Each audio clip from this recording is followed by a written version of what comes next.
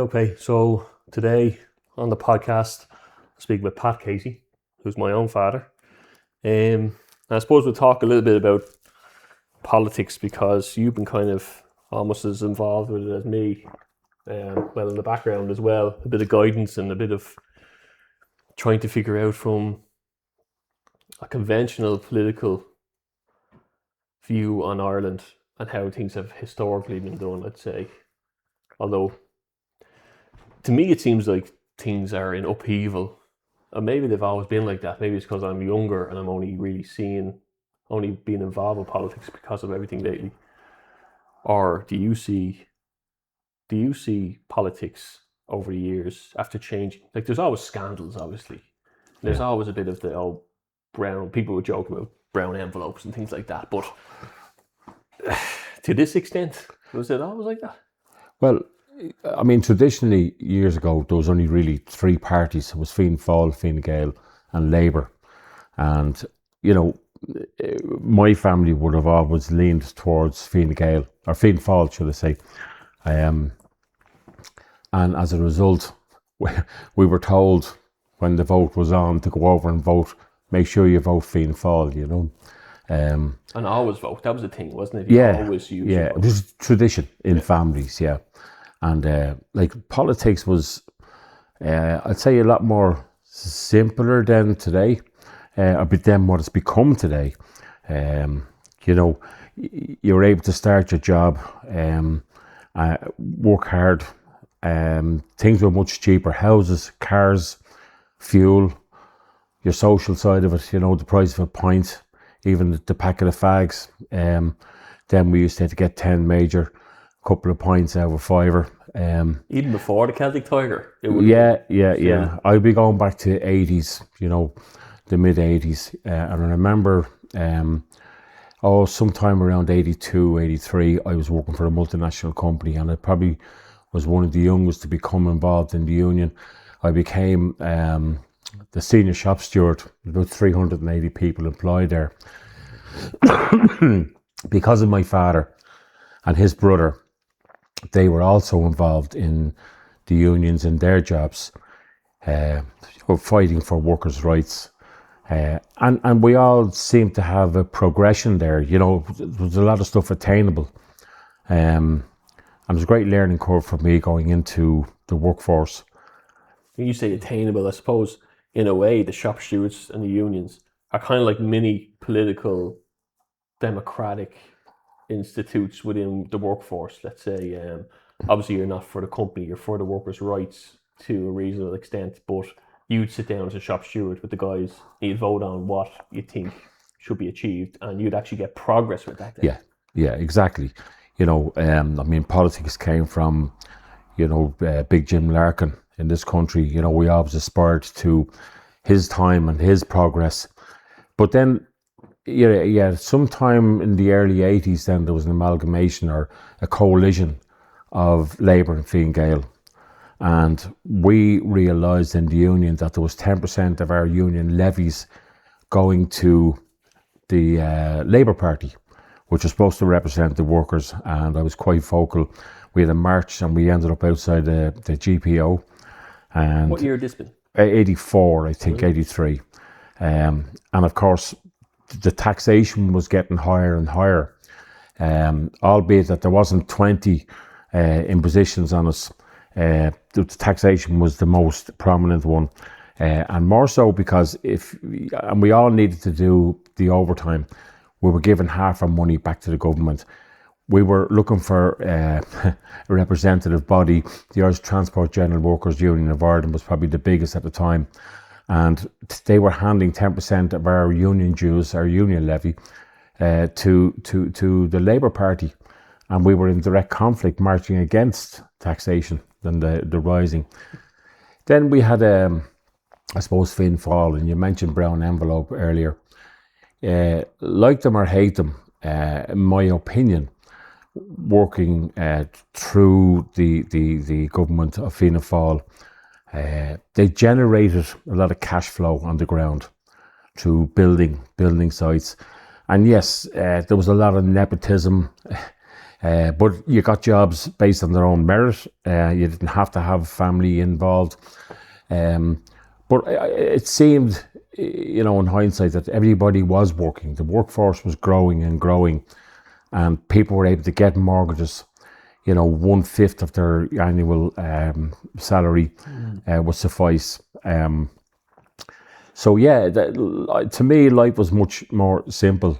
Now, in the last 10 years, and I suppose, again, one of the biggest eye-openers for me was apart from Maastricht, Lisbon. When we had the referendum in Lisbon, we were told, you got that wrong, go back and vote again. Yeah. And that should have been an eye-opener for a lot of people. A kind of dictatorial attitude from government. I wasn't as awake, reared in a family, running my own business at the time. I had much more to concentrate, but yes, I always kept clued in a little bit. And small conversations, we were always told never discuss politics or religion in a pub. But my couple of friends were fairly civilised. We could actually sit down and we could shoot the breeze and we could debate rather than argue. Yeah. And that was a stepping stone. Looking at it from the EEC, the European Economic Community, to the EC, and then what's very prevalent now is what was behind all of that. I won't jump too far forward, but yeah, so politics became that's the very foundation of the way you would have seen it in the workforce. Emanate into to today. Yeah, and I think as well, the narrative seemed a bit more honest. And what I mean by that is, if you listen to news talk on the way home after working, there seemed to be healthy debates, and they could get heated sometimes, but people had good points, and they weren't towing the same line. Like, you felt like they were honest debates. Like they'd bring someone on to challenge a TD, and it would seem a bit more honest. Like, someone would make good points, and that, because the reason I'm bringing that up is I remember that 10, 15 years ago, and thinking, wow, that TD got himself handed there. And then I don't see that as much anymore. Now, granted, I don't listen to it. To me, and it's maybe a cynical view of it, it's so pushed a certain way. It's so evident that these narratives are state bodies, well, at least RTE state funded, but that they are spinning this, and it's very hard for a lot of people after COVID, I think, to listen to the mainstream media. Although there's still great content there, and there's great, you have your jazz areas, you have some new up and coming artists, you have this, that, and the other. But on the political front, what seems to be lacking is real strong political debate, which even on the Dáil floor, you might see Ken O'Flynn from Independent Ireland get up, or is he getting up there and arguing against what's coming in. But then it all goes quiet, and I think good political debate in the right atmosphere, let's say in a news talk or a media network, is needed so people can think critically and come to a result of something. Do you find that lacking now? Well, you've listened to it a bit more still. Yeah, I would say, despite the term, there was an honesty in politics. Because, again, nepotism, there was families that carried parties through decades and generations. And they were vying to get into government to please the people. Back then, it was down to the votes, even though they could nearly guarantee what votes and what diaspora they were getting. There was an honesty in journalism to hunt out people who wanted to genuinely represent the people and do things for the community. That's all changed now. You have individuals and politicians through education as well. I mean, there's serious emphasis on education, even with the people, the Irish people. What do you mean? Well, okay, so take my age. A lot of us went on to start apprentices at, we didn't go on to do secondary to a level for leaving cert. I was one of 10. I was the second eldest, so it was encouraged to a degree to go out, roll up my sleeves. And I always did. Like, I worked farms for holidays at 12 years of age, 13, 14. My father was very good. He worked as a fitter's mate in Player Wills, but he had a great aptitude. He'd finish every crossword, and he always brought me along with maintaining his own cars, right down to stripping an engine completely and rebuilding. So he gave me a good aptitude for that as well, and I hoped I handed it on to some of you, which wasn't anticipated by the Catholic religion also, which was a serious effect on the people of Ireland, okay? Especially your generation. Yeah, and Christianity was a word we heard, but we thought it was a foreign word, if you know what I mean. Catholicism was Irish-based, and it was our tradition, and but again, North and South probably enforced that as well, didn't it? Yeah, absolutely. Although we were only taught English history, we were never taught Irish history, so we were kind of kept in the dark. In particular, 1980s, early 80s, 82, the hunger strikes. There was serious recruitment in every community. I was personally approached on numerous occasions to join up as a sympathiser, is what they would call it.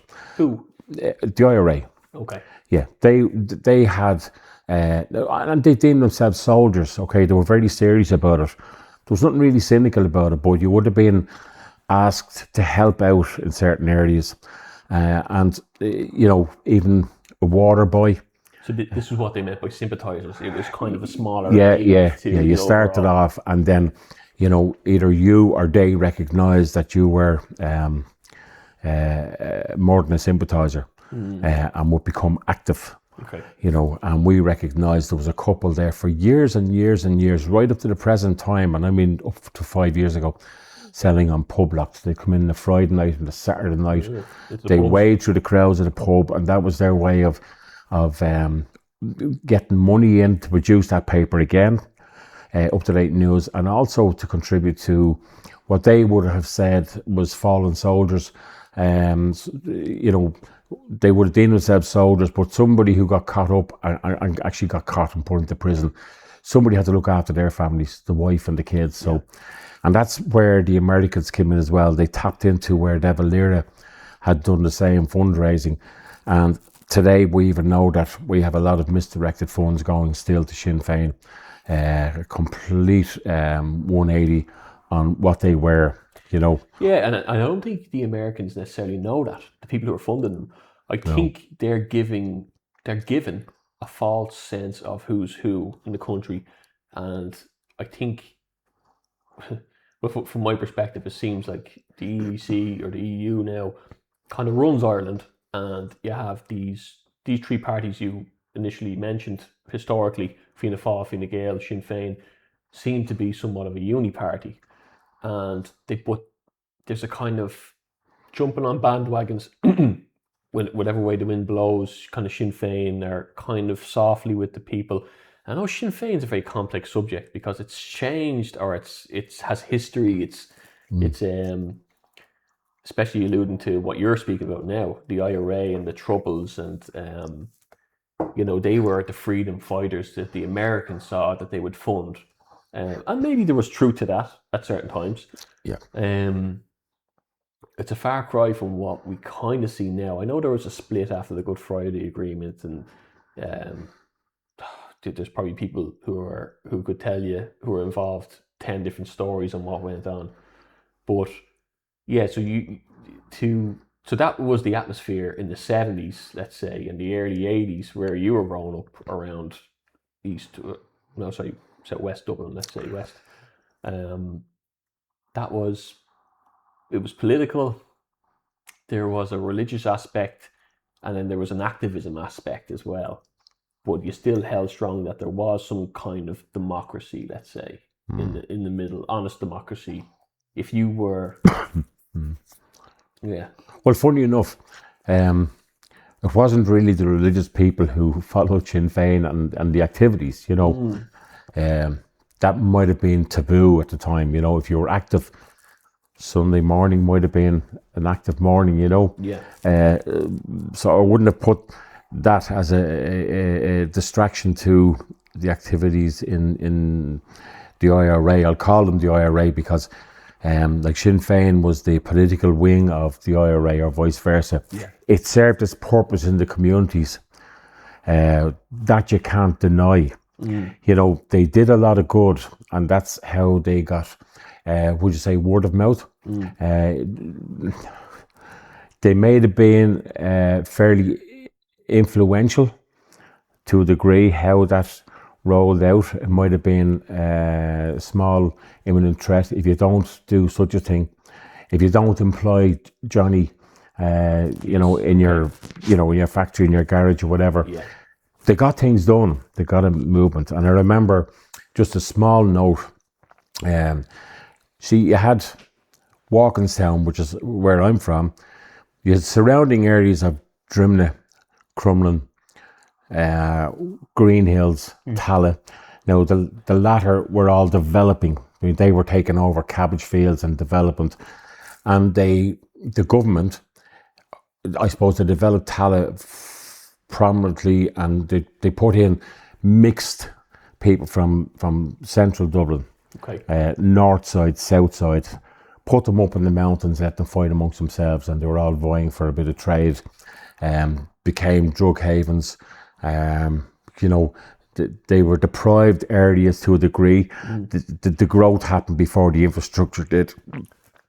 And I remember back in the late 80s and 90s, Tala became very prominent with joyriders.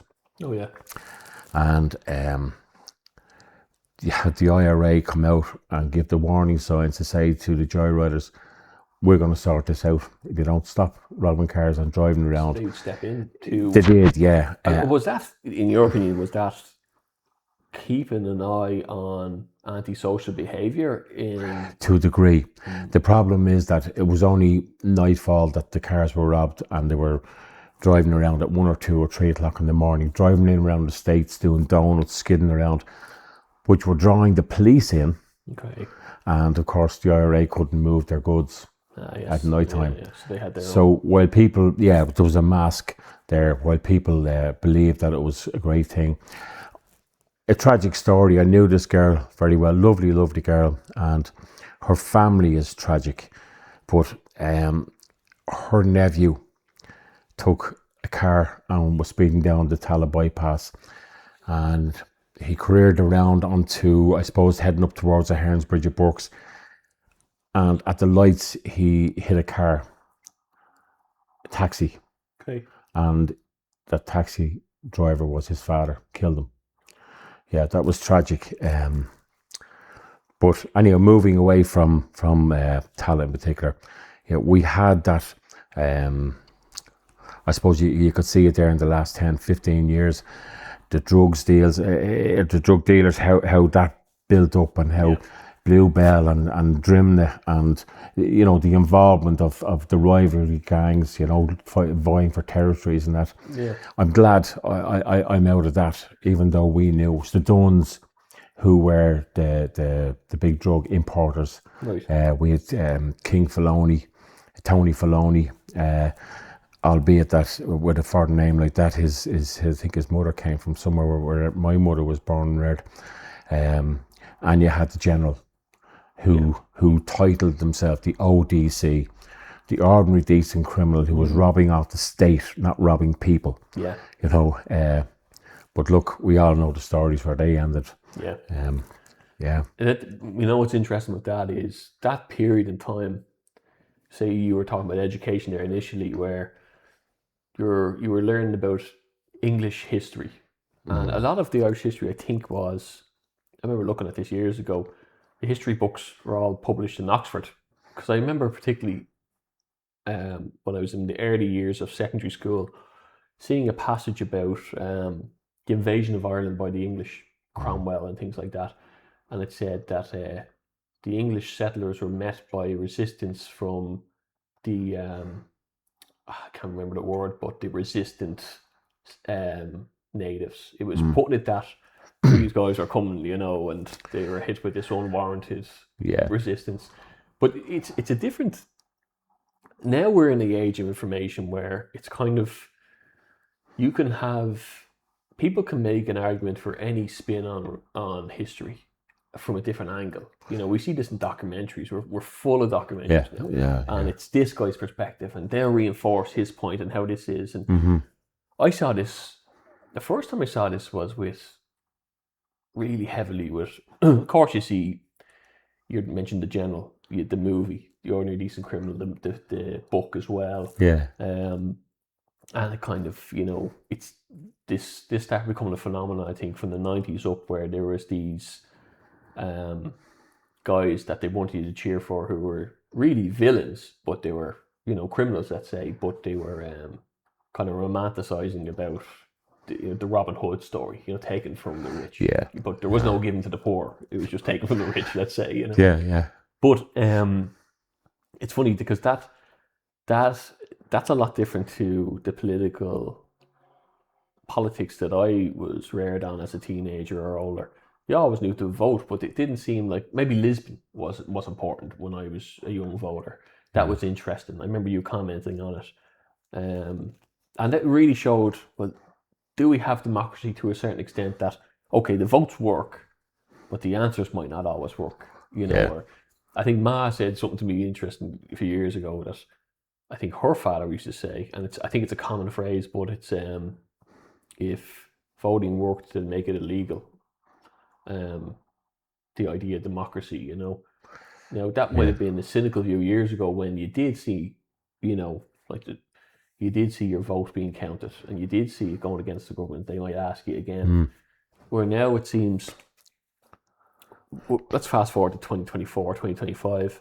2024 in particular was a local and a general election, and I ran in both here locally, South Kildare, and initially the boxes going missing from Castledermot would have been where I was expecting. I remember the lads from there's a couple of lads in Castlevilla and the Castledermot Football Club and texting me, vote in, you know, I'm going to do well there, and the box is missing. And then when I ring the returning officer, there's nothing we can do about it. Then you're kind of like, right, okay. Then you hear about that scattered across. You know, I think it happened in Galway as well, and it happened in a few other places. Kerry, And then the general election, where you were on the ground for that. We did about 7,000 doors, I estimated. Very positive. I don't think I got in one kind of back and forth with someone, and eventually we actually came to an understanding. But majority of doors were either, that's fine, or else they were very positive about it. I was told by one of the canvassers that there was 2 nursing homes that were on side with the message I'm voting for. And there was a disdain for, I would say, the person who got elected by miles, right, who was geared up already to be the Minister for Agriculture, didn't even canvass, threw money at these GAA clubs before we got to arrive there for debates, things like that. Kind of wasn't liked at any door as far as I've seen. Destroyed everybody. I thought to myself, did they just make a load of money off our back here? Did they give the people the illusion of democracy? Didn't know for sure, but the same story was coming over and over again. Then I seen about a month ago now, a report released by, it was on the EU, and 5 countries that it fixed the results for and their elections. And sure enough, 2024, there's Ireland. And to me, I don't know if people have always been like this, but to me, being shown that you have no democracy should be reason to march a 1 million man march down Dublin. You would think so.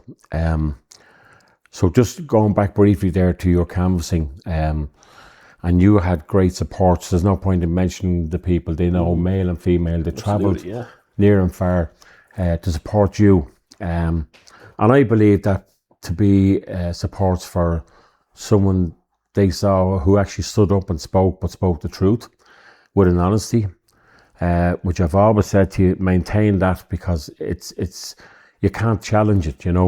The truth prevails. So yeah, 6,000-7,000 door knockers we hit. I would say almost 2/3 of those people, and we realised, were of foreign descent. Brand new housing estates we went in, but the remaining were very supportive and almost guaranteed a vote, because one guy stepped out, pulled the door, he didn't want his wife to hear, and he explained that his wife was very ill and that he couldn't get a placement for her to get an operation. He's watching his wife day by day getting more ill, and the frustrations of trying to get through. And look, I'm not saying they're filling the queues or filling the spaces and leaving us with none, but they have a second to none service here, the people who come in, legal and illegal immigrants. One guy, Sinn Féin, okay, let's just talk briefly on Sinn Féin. One guy stepped out and he pulled the door and he said, look, I'm a Shinner all my life. He was a dub. He was down in Newbridge. And he got a little bit emotional, and he said, he pointed to his downstairs living room. We see in there, he said, I have a daughter, and her daughter are back home living with me. They can't afford a house. And he said, you see upstairs, he said, I have another daughter upstairs living back home with me. And he said, the house is just not big enough. And she is a manager in a very prominent jewellery business. And they can't afford houses. So he said, I'm willing to shift my vote to somebody who can do something about this for me. So I was in a tie, and I knocked at a rather stately, big 2-story Georgian house, and the woman answered, the wife of a Sinn Féin guy himself, I think he was running. But she invited me in, and he came up the corridor, and he knew you. And he said that he was going to give you a vote that he recognised. At this stage, we were just looking for honesty, looking for people who were willing to stand up and give the Irish people back a voice. Because what we had seen is, and again, I'll refer to the Lisbon Treaty, if people weren't awake, it was then we should have realised that we were becoming European. That that our government day by day were becoming EU loyalists, and the EU again were pandering to something now that's been very prominent in the media and all the platforms, which is scary. You can start at the very top, and I only recently heard, I'm learning every day with the BAL, BAAL, and the way it reaches down through the pyramid, often used to describe hierarchy. This kind of elitist kind of idea, the World Economic Forum. That's something even now to this week and last week. You see me do videos on it. I'm realising this is stand side by side. These buildings stand side by side. Our justice buildings, like as in our courts and our AGS, Garda buildings. You could see the reach and the control, and it would seem that most of these people are compromised in some way, and bit by bit there has been, to a degree, somewhat of a reset. People are allowed, I mean, on Instagram it's probably with the best platform, that whether it's monitored or not, I believe it's all monitored, but you have a bit more freedom to have a lasting. I know you haven't personally, but you hear a lot and you see a lot of videos supported by very decent and reputable podcasters, there seems to be an interesting unveiling of... I suppose the Epstein thing kicked it off. I guess there's a lot of that. There's a lot of that was kind of out there, and it was ideas that were 10, 20 years older, and you'd hear them and you're like, it's plausible, but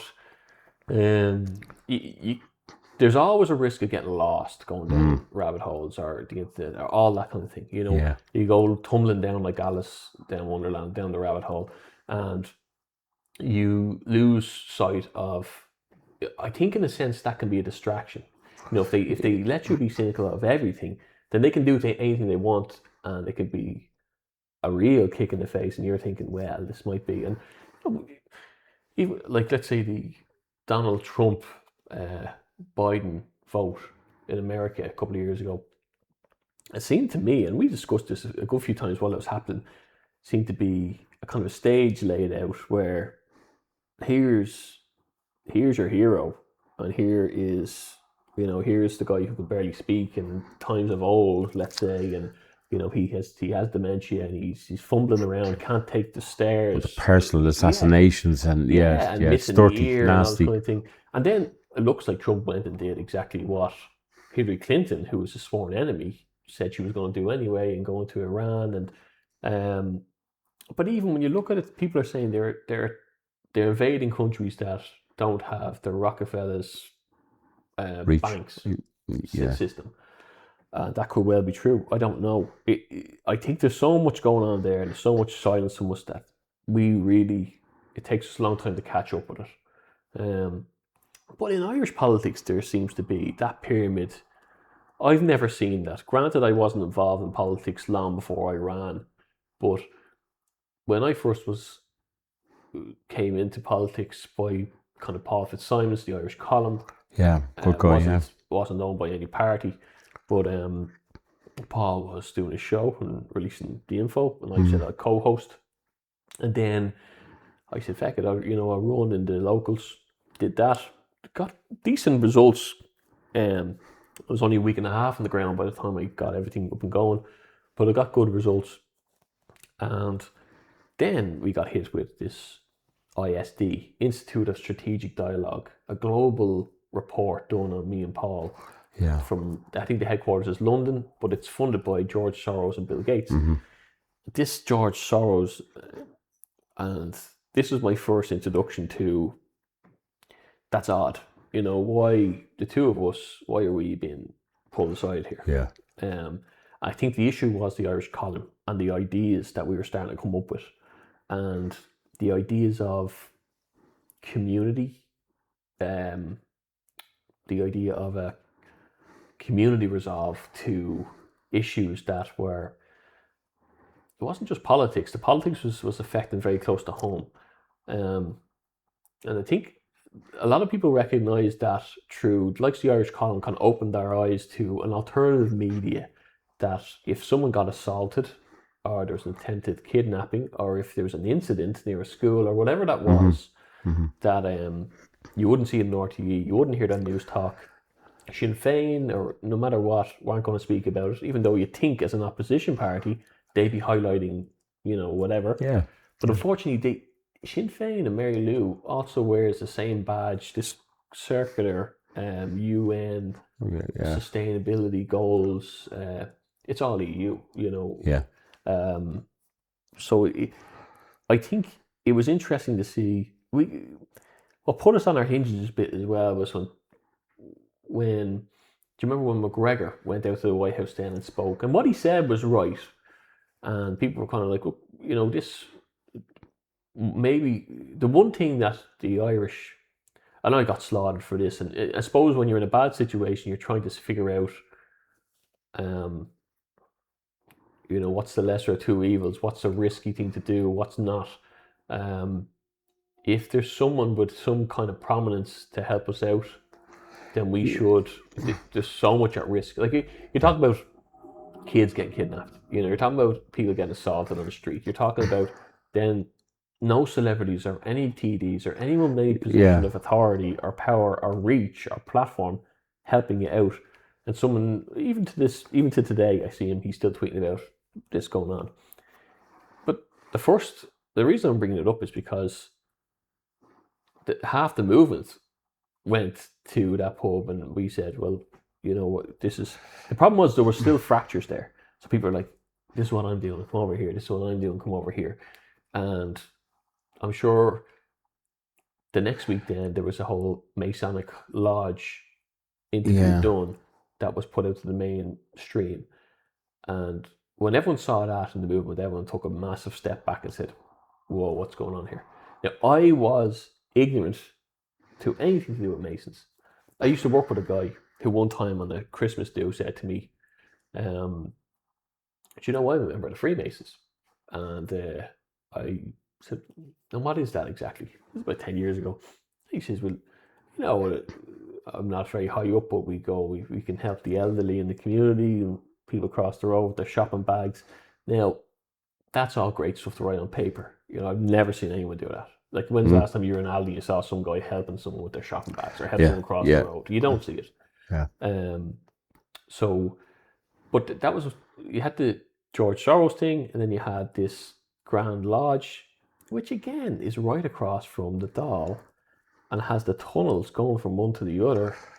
Yeah, like they say, yeah. Like we saw Catherine Connolly yesterday talk about St. Patrick's Day. No, not St. Patrick's Day, Patrick's Day. Patrick's Day. Yeah, she won't even say that word. Recognise the word that he was canonised. It's a friend around the corner. And this whole thing, straight away, and wherever she appears, you know, it's this. Which I think it's a Masonic Illuminati symbol. I think it's for this, the one eye. And I think what that resembles is this Antichrist that they're talking about will have one eye, and that's where that emblem comes from. Wherever I see her get out of her car, she takes 2 steps and does this. And we've seen this all around the celebrity industry, all around the Epstein files. And when I'm walking around now, in Carlow or Limerick or Dublin, these symbols seem to be everywhere beside what was our judicial system, our political... Our Garda stations. Yeah. And this is only kind of... This is where I'm kind of taking a step back and looking at politics and thinking... See, I've said to you over the last year and a half, since you got involved, okay, at the local and the generals, that I don't like that word politics. Because it's become a dirty word, okay? Yeah. Become what they wanted to be. And that's why I think that they pursued yourself and Paul, because the honesty, I mean, I think politics originally would have emanated from communities, people to represent communities and do something for the communities, and then... Localised, kind of. Yeah. And whether it's county or provisional, to correlate the counties into a joint body that represents this country. We sold that at Maastricht. We sold it again twice over at Lisbon. But when you see, I'd love to think there was a different word, a descriptive word that would replace politics, because now we're in their game. You know, we're lending to what politics has become now. It can never be pure. Yeah. If we had a caption of I don't know, I've racked my brain sometimes that what word could represent what we as the mid to right, and again, I don't like being tagged. I don't like bowing to their tags. But when you say right, I say right by the people. You know, we wanted to do right by the people. So yeah, I wish there was a different name for politics. And it's redundant. It seems to be. Yeah. It seems to be like when you go in, you're fighting them in their system, on their grounds. Yeah. Like you're by yourself. Like we have a couple of councillors, let's say nationalist councillors. Again, well, I suppose we could say the term nationalist. Yeah. Who are scattered. There's only a few of them, but it seems like any motion they're ever going to put forward is going to be shot down en masse. Like there's never going to be a councillor who's going to get something. They get their 10 minutes, but nothing becomes of it, you know. No. Yeah. And it's well, I'm starting to see as well, you know, like the Dublin Zoo ran a recent ad and so the Cancer Society, that they want us to play these roles. It's not just that, it's Hollywood now. You know, it came into our the International Song Contest. I mean, if you look at RTE, I was in hospital for 2 weeks, convalescence, and I don't watch TV. But at the end of the bed, and I was put into what I deemed a cell. It was probably the worst part of my time in hospital. But because the TV was there on the wall, I switched it on, and I was hopping, seething, that all of these, under the diversity, we had to have a camp gay guy, and I'm I'm masculine, okay, and it goes against my gut, and against, to see men becoming more effeminate than women themselves, Yeah. and even women recognise that. But how prominent it was, the national lottery, which we sold to some Canadian group. I often said to you, if only we could get the national lottery back on the M50 and ring fence that money into bringing, the Irish back, the engineers, and what their replacement or displacement is, nurses, give them tax breaks for the first 3 years coming over here, be it by rent or by buying more mortgages. Yeah. So look. But on that point, it is an important point, and I think that you developed the policies based. Well, I don't mean based on what I'm saying. Yeah, no, it was. Yeah, like a lot of my policies are based on who was around me and what the ideas were, and based on, like this conversation, conventional politics. So who would have had many of these conversations, just having a pint or a coffee as well over the last few years, trying to figure out. It changes year by year. You're trying to figure out what the landscape is. And like 2 years ago, it was all about let's do the election thing, or a year and a half ago, let's push that. And then we had Shinedina that, look, this we need to get outside conventional politics. There's an idea here that this could be bigger, this could be more corrupt. There's also a lot of people who deregistered, and the IRB were pushing that, and which was splintered again into like there's a lot of splinters, and look. It's my recognition, and I've said this out, that it was way. I suppose I had a low resolution view on politics. When you walk into something, you're grabbing the basics of it. I thought everybody who was there was for the country. I wasn't aware of how deep, let's say, the likes of the state would go, or even if you're talking about this pyramid. These guys, how much of a hand they had. Like, there was definitely a globalist regime rolled out across different countries. And we saw that everywhere. We saw the riots in France. RTE weren't showing it, but we would have seen it. We saw the farmers in the EU and Brussels, and in the UK, there was the biggest protest ever was the European farmers. But a lot of people don't know that happened. That's actually true. There's a lot of people in Ireland now, my age, who have no idea about that. And I guess you only take in what you're shown, but even look, it's the lack of voice, the lack of reach, and I think you mentioned earlier Conor McGregor. I have to say, I don't know how that sport or boxing is deemed a sport. Every sport in the world protects the head. Yeah. And but I'm not going to go down that road, because I have a very good friend, Brian Peters, who manages Katie Taylor. And we used to hop the ball a little bit about, supporting the boxing. Yeah. I supported it because there was young people. I mean, the fitness levels are superb, and I admired Conor McGregor for his strength of mind to put him where he did, where he became. He again got an opportunity, but he dropped the ball as far as I'm concerned. Now, every party and every aspect of the country and the economy is all based on finances. You have professional recruiters of funding, and Conor McGregor was a subject to a lot of people, and I thought, I know he was in communication with Elon Musk, okay, and I had some stupid idea that if we could talk to Conor McGregor and get a voice or even an email to Elon Musk, he runs that Starlink, to give us an outlet. Like you plus set up Gael Force, but untouched, not controlled by our government or the EU or anybody above it. That we could speak the truth. And you have the Irish column, Paul there presents, and Orla co-host it, and there's an honesty coming from the ground there, but we don't have the reach. No. And I think I would deem myself optimistic more than pessimistic, okay? And you take the recent invasion in Iran there, and you go, the most prominent thing is the heating oil for people to heat their homes, and at the pumps there to put the fuel. I would look at that as a good thing to a degree, okay? Not financially, obviously, but it might wake more people up, because that's going to touch everybody. Yeah.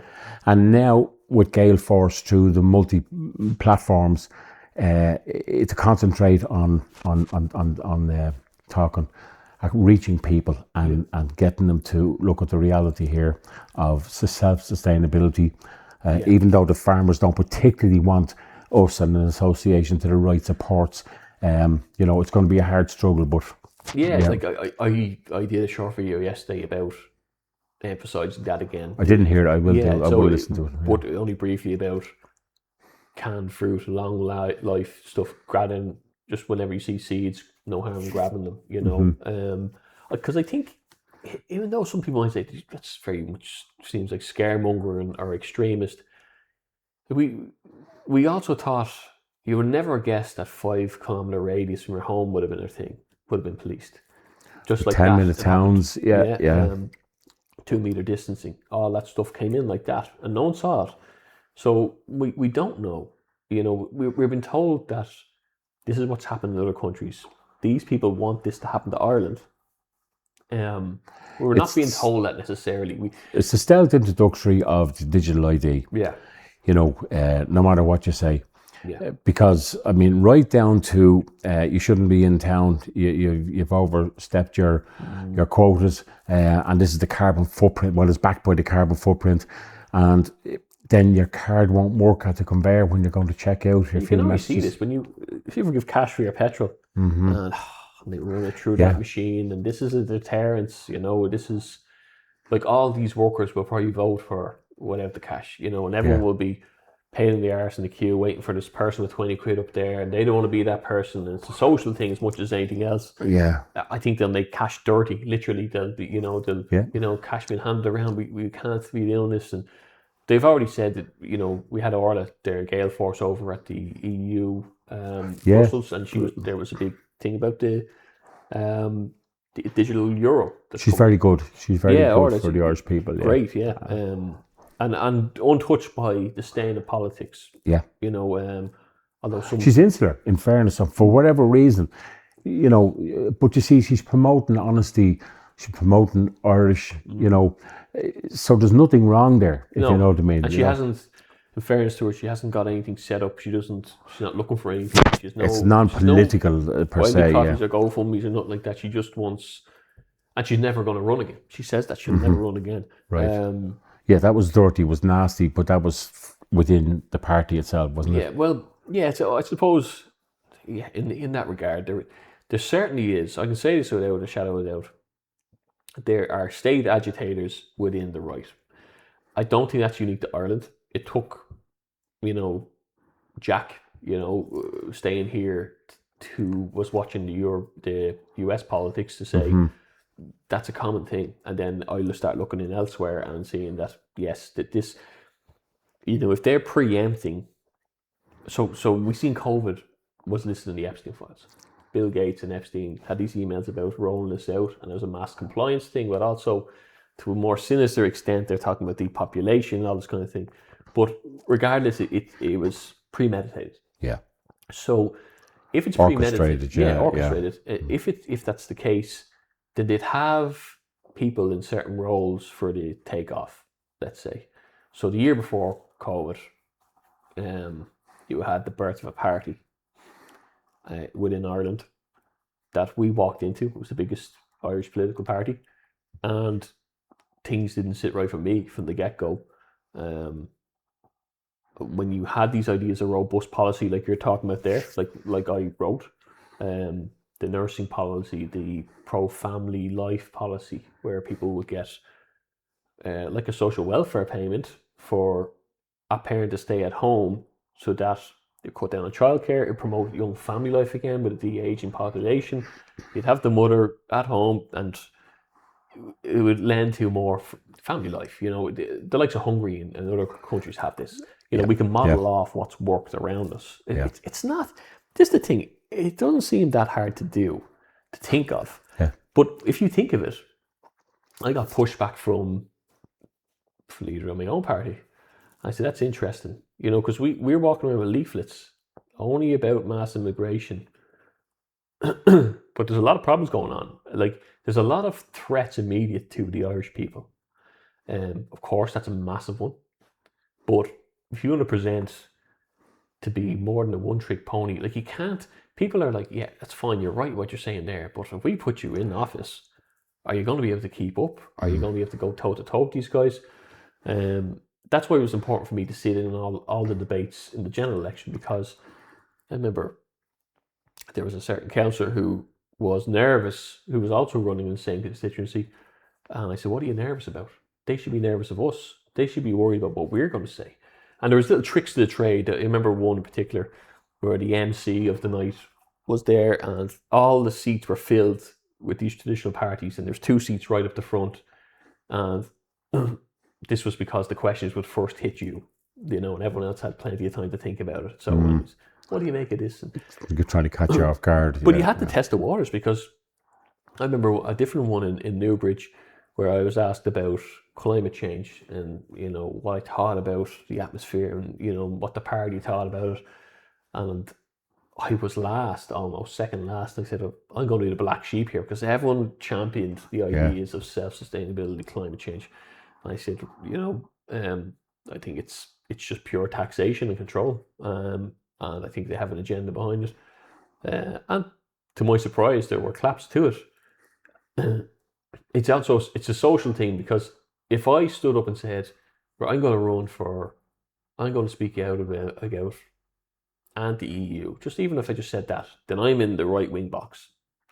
And if I in any way rise to a position of having a voice or a platform, like I might have done with the Irish Freedom Party, getting on the AC and then Ireland First being a president, once you step on that stage, you're in their box. But it's a give and take. You also need to speak the truth and stand up in your community, and you need people who don't care about their reputation necessarily. But you do fall into the role that they set out for you. Yeah, see, that's the politics again, okay? And if you look at it, and I'm not even going to mention their names because I don't think they're worthy of... I did the same, so if you look at the first party you joined, okay, and look at where that emanated from, okay, and the influences, and then you were a fresh kind of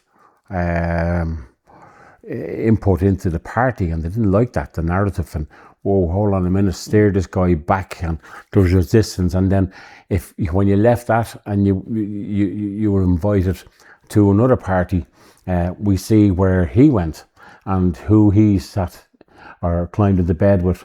And obviously he was being moulded because, I don't think the man is political, he lost sight of where he started from. So he became part of the regime, that political type things that are cohorts of the EU. Again, so yes, you have been pushed left, right and centre. And they've all challenged you. And when we had, it's this guy who approached Ireland looking for sympathies about a member of his family who the state hurt and injured, but he just thought he could buy himself into Irish politics, because when he garnered his supports and his followership, then he started lashing out. And the one thing that stood out, and he said some horrible things. The one thing that stood out is that I would have at the time called their names out then one by one and said, are these the type of people with the vocabulary and the mindset that you want to represent you in this new type of politics that we need?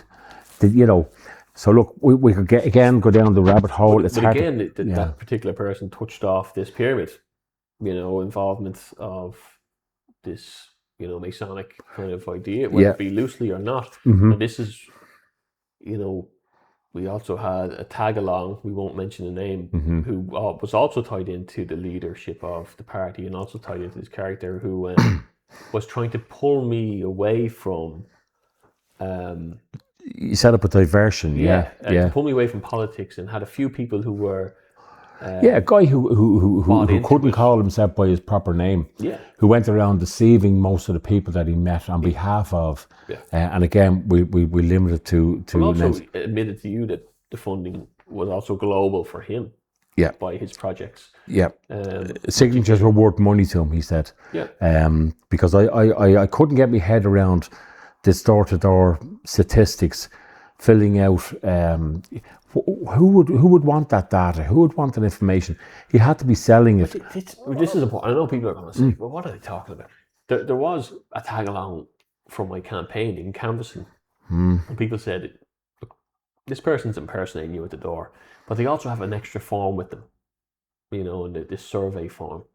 And I think that's what a lot of it was.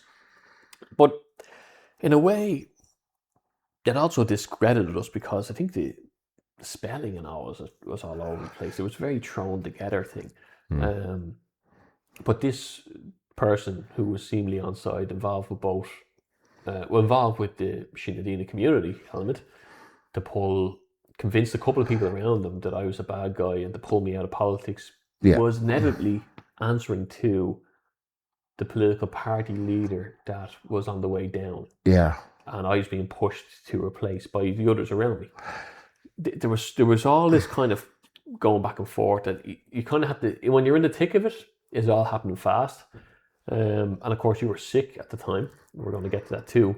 So there was a lot of aspects of, it was hard to see the wood from the trees, let's say, from my perspective. It took me a while till afterwards to say, something very strange. We went down to the Cork March Assembly. I don't like to say protests, but there was a great gathering, and of course you were invited to speak on it.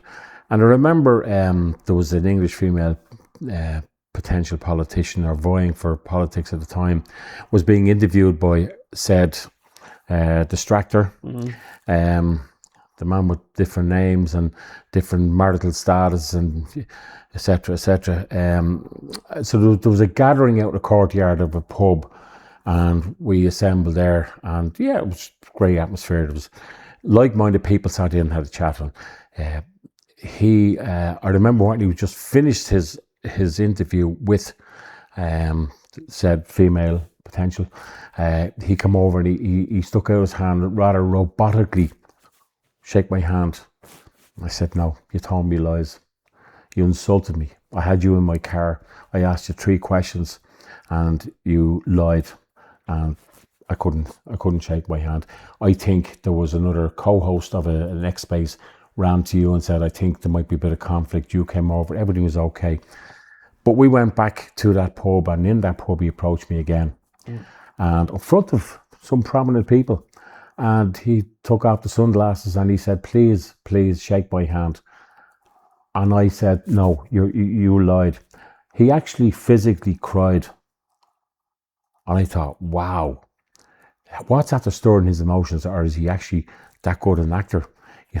Yeah, like some people have said, this guy a master manipulator. Like, we know he's being funded from outside the country. We know he's tied into the 2 political influences that I was involved in.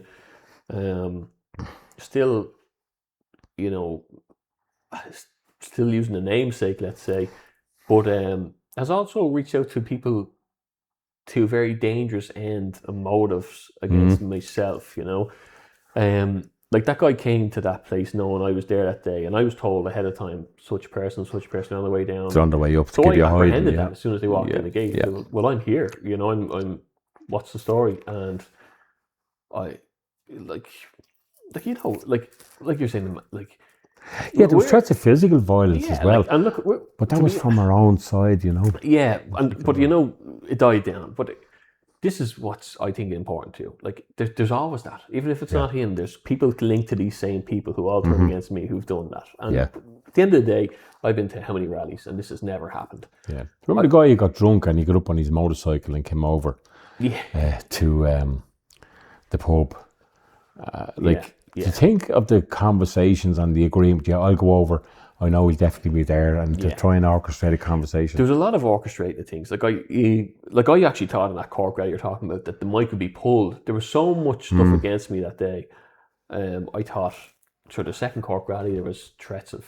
Yeah, there's 30 guys going to come from Waterford and Dundalk. There was threats of organisations and guns and all this kind of thing. Same in City West. So that's where we go. Same in Dublin City with the Aaron protests. The same everywhere. If you get on that mic, there's going to be this, that, and the other. In a certain extent, I don't care about that. To a certain extent, obviously you can't be stupid. But if I hear, it's like yourself really. If you hear it's a couple of people on the way down to the pub, okay, but make sure they get in. So what? What are they going to do? And actually, if he's not going to say it when he walks in, I'll go over and say it to him. Were you not on the way here to apprehend me? And that's what happened. And no, geez, I wouldn't do that. That's not what everyone's telling me. But at the same time... But you've always extended the hand to the olive branches. Sit down. Yeah, I'm not going to go over and just clock someone. Like I'm saying, what's going on? Like, let's talk like people here. What's going on? But that's such a messy situation. And I'm glad it's, to a certain extent, a lot of that's over with. Yeah. But we had to see... like there was groups and there was so much stuff, but Irish politics today is very different to what it was in the 80s, 90s. Absolutely, yeah. I think that there's more at stake, that maybe they all got briefed. We're being bought over. For Adler, was a big Kickstarter and all this, and it's similar to what you said there about turning on the TV and the diversity and this, allowance. But people would say, Rishi Sunak, it's nonsense. But you have Hollywood directors who've done interviews saying, I'm never making a movie again because I have to have an LGBT, I have to have a gay token guy, I have to have a black, I have to have all these things. Yeah. I can't just tell a story. Even if they're not part of it, they have to be included now. Yeah. Like, I'll give you an example. I was at the St. Patrick's Day parade yesterday. St. Patrick. Good, yeah. Not just Paddy, You're not forgetting your upbringing. But there was a character from a TV series called Coco Melon, big, below character, and I said, the kids are mad about that, and and I said, and this is a small kid. Yeah, I saw the recent cartoon about it. Yeah, Mommy, Daddy and Daddy. No, I hadn't seen. There's so much of that going on. I said, the vulnerability. I was told we had to ban that, and I said, oh yeah, and I said, like it just because. See, it wasn't actually a political reason. The reason why it's banning it is because the content now is just pulling kids in. They've tweaked every few seconds. Something has to happen. It has to be out there. It has to be extravagant. It has to be stupid voices. It has to be all this. You've seen it yourself. With these guys. Yeah. And it does. It pulls kids in. That's the scary bit. Yeah. Is how vulnerable. Yeah. They are working on extreme vulnerability. Very young kids. That's scary because, as I said to you, when I went to school, you got out and you got 6 of the best. That was banned because of the punishment and the hurt. And now we're sitting back and we're allowing these teachers scar our children's brains, which is more indelible than the few whacks you got across the hand. Yeah. Well, I finished that thought. Sorry. The idea was, I said, if you want to get political about it, I was told that look at the back of the person, and the back of this character had the LGBT flag on it, and this is Daddy and Daddy thing. But like you're saying earlier, like I looked at the Sky ad today. Of course, it's a gay man on it. Same as all the RTE ads. It's these gay men. They're always the thing, and women love it. They don't see any harm in it. I think it's deliberately done because there's definitely a social engineering thing going on. Yeah, right? It's incitement as well. Even when I'm driving through towns and cities, and the amount of autistic kids and their head down, the headphones on, and I think be it by way of vaccine or food or whatever it is, between the two aspects, there is a weakening of resistance going on. That's what I think is happening. Mental energy as well. Yeah, and it's also through propaganda. It's also through these shows. I believe there's a documentary launched this week, and it's about the conspiracies and the white men thing again. Like this adolescent thing came a few months ago, a couple of years ago, and the Parliament said this should be shown to everyone. It's all about angry white men And this is why I kind of pushed back about the whole McGregor thing, because I remember I got put beside him in a photograph. I think it was the Irish Times, and this and this, and I was like, I was kind of defensive of it because I was like, but they make up stuff about me, and and they're tearing me down. I can see what they're doing. Because I'm the dangerous white man. Because if you have a voice that's going against the government, you're a right-wing extremist. You're a dangerous white man. You're the enemy of the state. You're the enemy of the people. Let's make more documentaries before voting time, before election time. We'll re-emphasize that. But I think Gael Force is a way of quelching that a bit, because when you talk to the camera, talk out everything, I think you can reach more people. Now, the politics of old would let you do that on the mainstream airwaves. Yeah, that's gone. Like, because if I make it, you seen me recently do my last podcast with an Irishman who was homeless. They took me down for that. When you were talking about Instagram now, I can't get on it in any way, shape, or form because of me highlighting a homeless Irishman. Mm-hmm. That's how bad we're getting. So I think, it's not just like, at the end of the day, we're being replaced. That's what I'm going to come down to, because you cannot get on the... What happens if a young 18-year-old finishes college, 20-year-old, now has a good career? It doesn't matter, because there's nowhere for you to go. So Australia, it's there. You've parents saying, why wouldn't they go? Sure, like, why would they stay here for? They'd be stupid not to go. So, but that's not the right attitude. The right attitude is, as a parent, if you want your kid to stay here, then maybe you should get involved in your local politics and see what you can do to change it, instead of saying, well, they're going, I'm upset about it, what can I do? So, well, that's not positive in any way. The Irish are emigrating. They're not having kids if they do stay. They can't afford them. And again, I think that's by design, because if people come into the country now, they're getting paid per child. They're not going to abortion clinics. They're getting incentivized to come here. Free travel, cars. You see all these 2013, 2014 cars with L plates on them. Like, I dropped my son to creche today. This morning around 8:30. My grandson, you mean? Your grandson, okay. Little Leo, namesake. Yeah. Leo went into the creche. There was 4 cars around me. All were African. All 2012, 2013 L plates. And I looked in the back of the car beside me. There were 6 kids under a blanket, not one seatbelt between them, and 2 women in the front going out in the middle of the road. They're not experienced drivers, No, but they got handed that car. Yeah.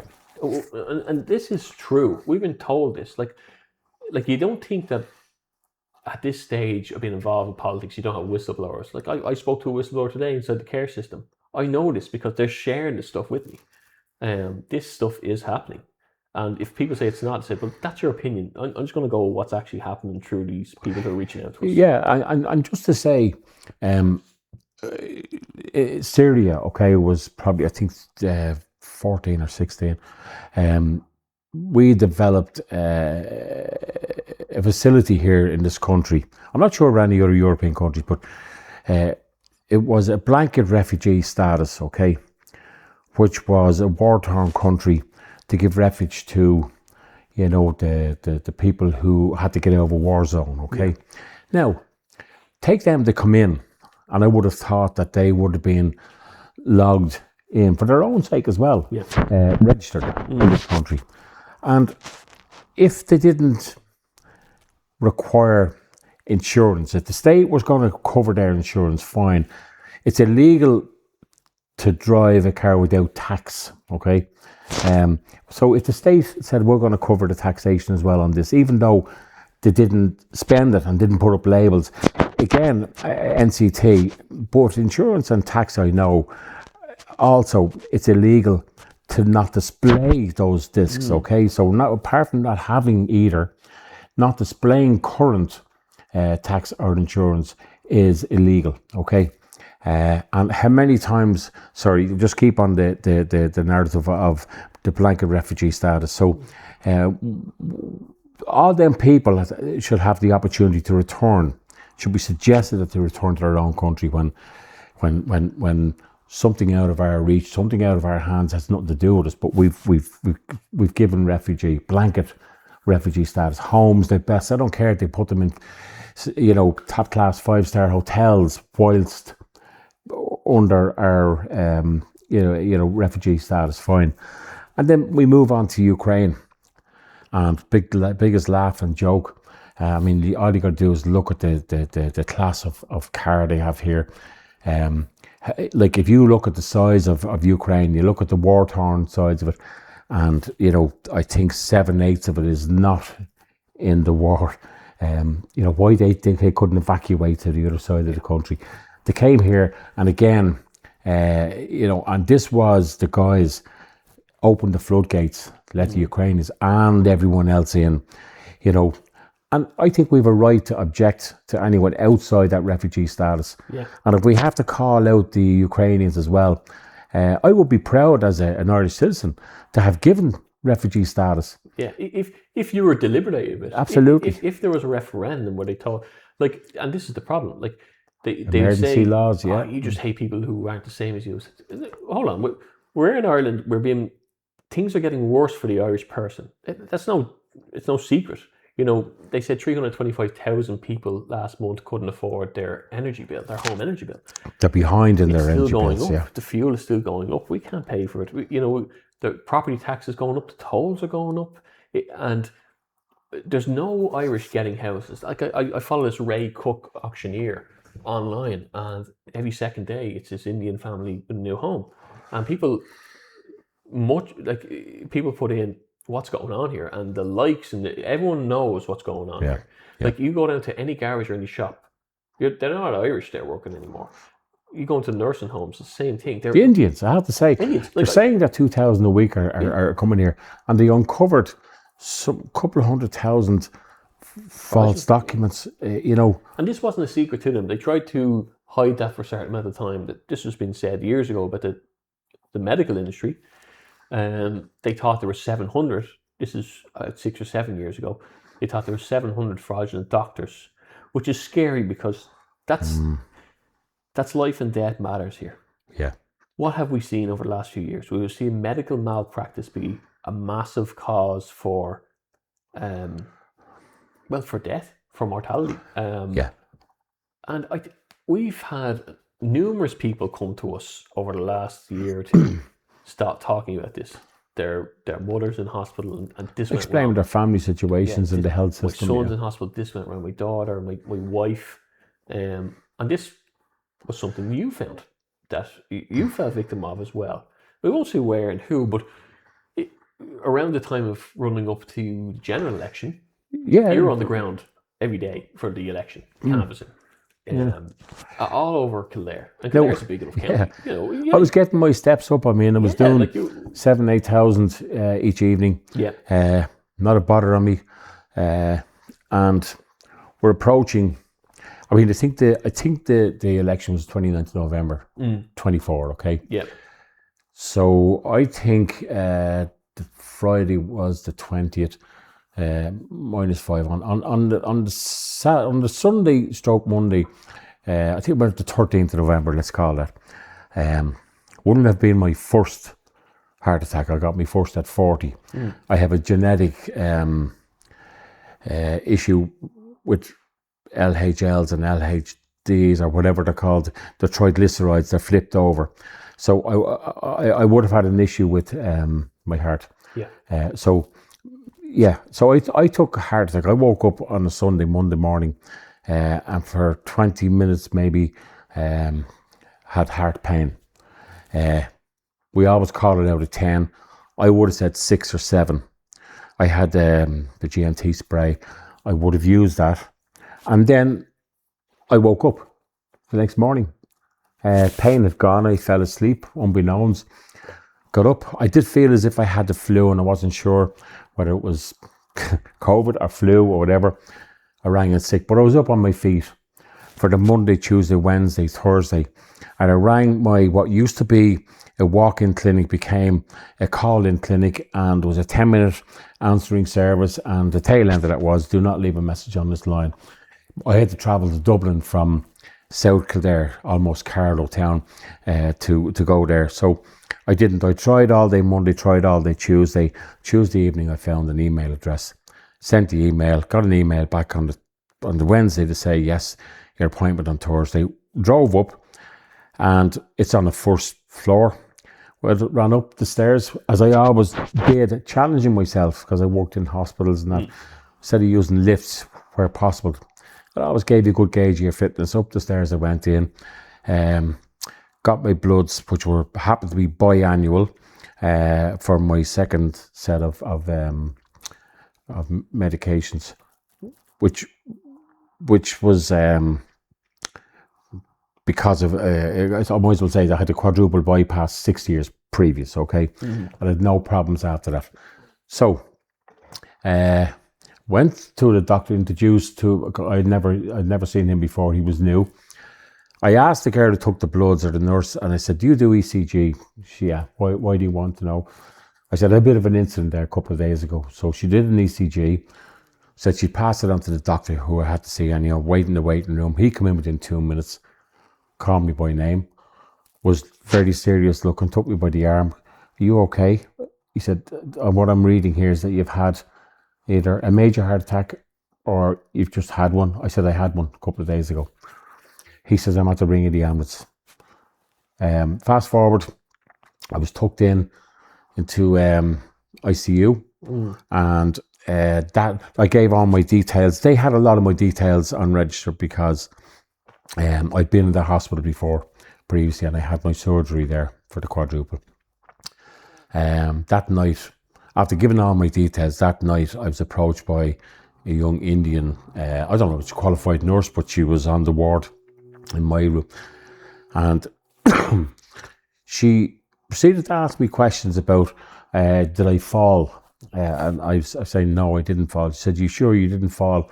I was saying, no. She took out a piece of paper out of her pocket and a pen, and apart from the computer, which all the data is loaded into, she ignored that. She says, you live on your own? And I said, I do, yeah, but how relevant is that information? She said, oh, it's good. You have 2-story house, upstairs, downstairs? No. Why? So here was it. She said that I said, I'm going to report you to the head of nursing. Those questions aren't pertinent to my status here or my condition. We only help because we have apprentice coming here, trainee, and we want to get placements for them. So they wanted, in their eyes, I was an old man and I was, weak and vulnerable, but not that weak and vulnerable, to establish one of their trainees. They'd move in and they'd have a home. Yeah, and where that would go, I don't know. Okay. Anyhow, brings me on then. I was told the next morning, Friday morning, 20th of March or 20th of November, that I would be going down for a procedure that evening. I assumed it was going to be a stent. So I think I texted you and said, I'm heading down to theatre now. And I was there. Well, sorry. Yeah. I look, so which is the important part, because I saw you before the procedure. Okay. So some of it is a bit hazy, okay? Not that I was put under anaesthetic, you put under not even local, just local for to ingress the instrumentation for to do it. I was down and I met with the senior consultant there. He introduced himself and he proceeded to try to get into my wrist, couldn't get in, and used the old entry point in my groin, went in that way. And as soon as he hit my heart, I called out heart attack. And I said, I'm 8 out of 10. So it was probably one of the worst heart attacks, pain-wise. I say pain. It's so hard to describe this aggravation, irritation, painful. It's so your whole nervous system would be involved. Oh, it's peculiar. In actual fact, I actually felt sick, physically sick with the pain. So anyhow, the consultant proceeded to have a route around. I'm going to say that because as it turned out, I'm not sure how long he was doing that. And he handed it over to who I later learned was his top apprentice, okay, foreign chap, who took over the instrumentation, the steering wheel, the PlayStation controls. These are long instruments, which they have little attachments on the top. So he would have been rooting around, and this was going on, and I still called out 8 out of 10. I got very frustrated, and the senior consultant actually left the theatre floor. He went out a door.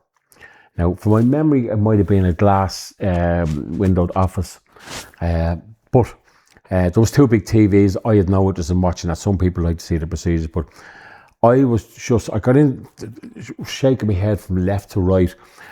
The staff were opening these little sterile water bottles and squirting in my mouth to try and, and I kept taking my hand down, and they kept putting my hand up, and I was looking for a switch to turn off my life. This was going on just way too long.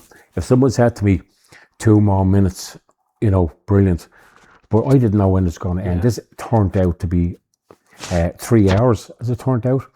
But the consultant copped there was something wrong, and he came in and he started bounding at people. This is blah, blah, blah, blah. I don't know. I couldn't understand what he was saying, but there was problems. So he took back over the instrumentation. And every now and again, he'd put his hand on my shoulder and say, Pat, just give us 10 more minutes. He was calling out different tool sizes. They're like wardrobes with glass doors on, and they take down these you'd be somewhat familiar to them from what you're... Yeah.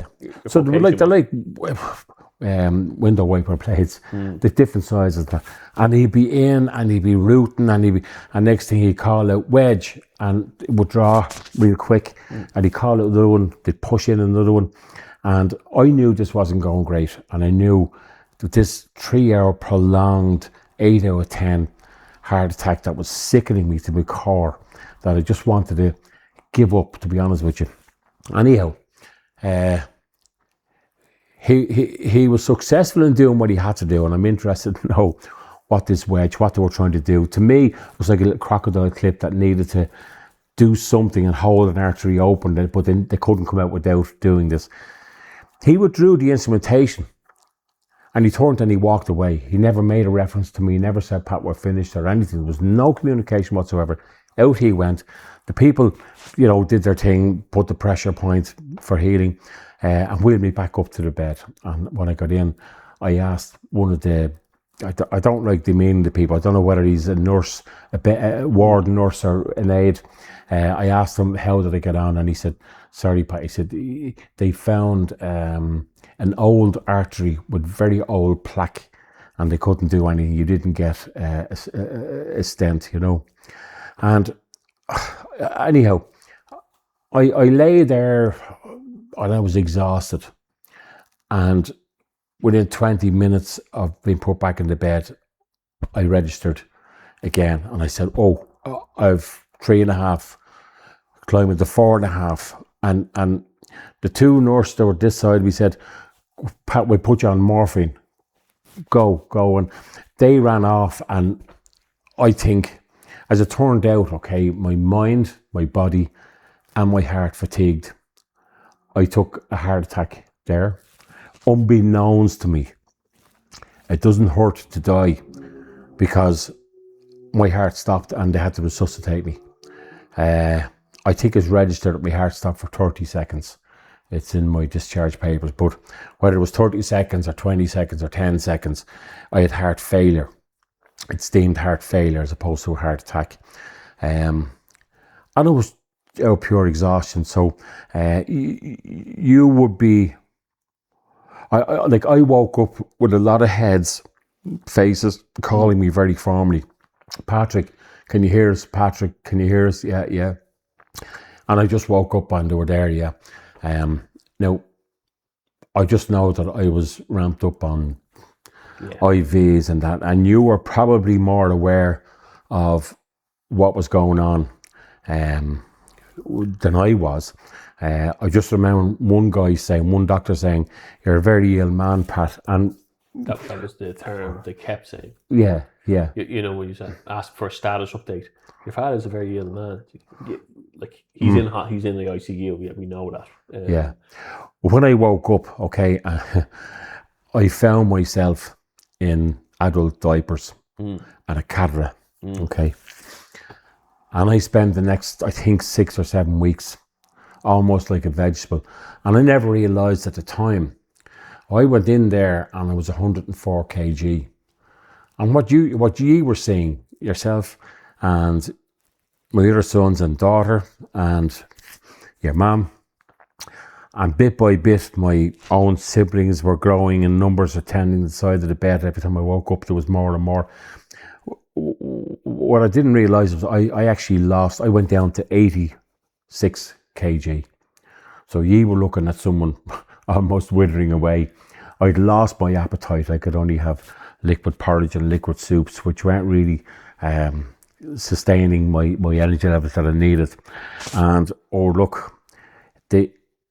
the mental pressure I put myself under to get out of those nappies. I used to apologise. I said, I'm very sorry. You have to do it. Pat, it's our job. And I said, no, this should be nobody's job, you know. But across, there was only two beds. I was in bed 1. And as it turned out, the guy who come into number 2, I knew him from Walkerstown, lovely guy. And he was shipped out. He recovered quicker than I did. But there was a patient door on the far side, and that was my aim. I need to get up on the Zimmer frame. I couldn't even use the commodes. That was my mission, and I needed a tripod as an aid with nurse each side of me. I was that weak. I had no. Yeah, it was starting again. You know, you're yeah. Up. But what was an interesting? See, there was an anonymous kind of feel to it because I had seen you a few days post your initial heart attack. Pre this procedure that you had gone through where the panic set in on the guys. So I had seen you in the bed, you were standing up, you were sitting down, you were fully clothed, you were chatting away, you were whatever. Albeit maybe a little bit flushed, you were your regular self, let's say. You know, I knew, because you had spoken to me on the phone and said, you know, I'm in the bed, I need to shake off. You thought it was a really bad flu or something. Like you said, you thought it was a really bad like dose or something. But you were never the same after that procedure. And when I said to the doctor straight away after, I waited around. They said, generally it doesn't take this long. There was a lot of that being said. You know, this is taking more time than it should have. You're in there for about 3 hours, and generally they said it wouldn't be that. But then it was, how did it get on? Oh, it's complicated. It's complicated. But someone else explained it to us. And you exclaimed that you felt pain. And the first doctor was, oh, you shouldn't have felt pain during this. He said, oh, yeah, I felt like I was taking a heart attack. I know what it feels like. You know, I've taken them before. And someone else was called in. And we tried to get a hold of the consultant for a long time then. But your health had fallen off a cliff. Plummeted straight away. And I said, look, I just need to, you know, talk to you because he wasn't like this coming in.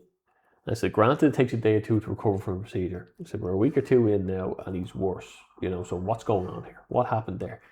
And of course, there was a lot of apprehension. They didn't really want to talk to us about it. And to a certain extent, you know, the primary goal at that stage was you getting better rather than lodging this all in. As well, you know, there's a lot of things up in the air at that stage that, you know, if you get yourself out, we need to inquire about this. I think it is important because this is a very common story now. We see in our own inner circle. Sepsis on a serious rise. The amount of patients that are, you know, getting sepsis during or post-ops, sending it back into ICUs. There is no excuse because I'm in the decontamination and the sterile business, since 2012. And it's hospital and veterinarian and dental.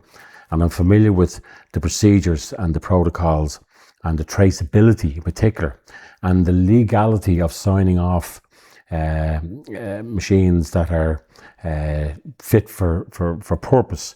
It become a 16-year legal document. where somebody does get an infection from invasive surgery, then they can go back 16 years. You know, somebody could be, let's just say, somebody could get very ill and be in a coma, let's say, an induced coma, and in a coma for 6 or 7 or 8 years. By the time they come around and speak with family solicitors or whatever and engage in what might have went wrong, that could take up 10 years, you know. You know, the family may have lodged their interest in confronting the medical staff. There's a massive responsibility here. Yeah. And there has to be some sort of acknowledgement of, even, we weren't even getting a sit down of an explanation. That was like gold dust to capture, you know. Right. But this whole idea that it's limiting people going back to the workforce, their quality of life is now on a, you know, on a way less level. Yeah. It's not right that we know people are coming here into doctor positions who aren't qualified to be that. And who's feeling the brunt of that? Well, we are. Like you overheard conversations. You were in a hospital a long time about doctors from India having to lay low because of certain schemes they're availing of. Don't be going to fancy hotels with the money you're getting. By all accounts, yeah. There was a conversation while we were making up the bed one day. I was plunked in the chair beside it, and they introduced each other. Oh, where are you from? India? Yeah, blah. And by all accounts, they studied 2 books. Okay, and these 2 people had studied one of each, and they were comparing but there was common denominators which became very prevalent, and it was, I was told, you don't live first class, you don't eat first class, you don't dress first class, you don't live first class in the abodes, and to me they were part of a management company who were sent over here, and they did a 3-year stint, or 4 or 5 or 2 or whatever, but they were there for training, and they were going to go back to India and train people how to come over here and care, because I have to say they lack empathy. Okay, yes. Empathy. So we heard this canvassing. I heard this in Kildare, that there was a nursing home in Kildare that the Irish workers had felt like, I'm just telling a story, someone else told me, felt like they were being pushed out to a certain extent, and that there was one woman, I knocked on her door, her daughter was the only Irish person still working there, and she was soon to leave, but the elderly people, I think it was, nursing home, weren't happy with, there was a language barrier, there was a lack of understanding and empathy, and they felt like they were running it as a business. Rather than, and it is. Yeah, I see these many years with the takeover of nursing homes, and there would have been, say, a nursing home was built and developed, and then they start buying over other existing nursing homes. I would always find it difficult to understand the Indian accent. Okay, and that's a language barrier. But not only that,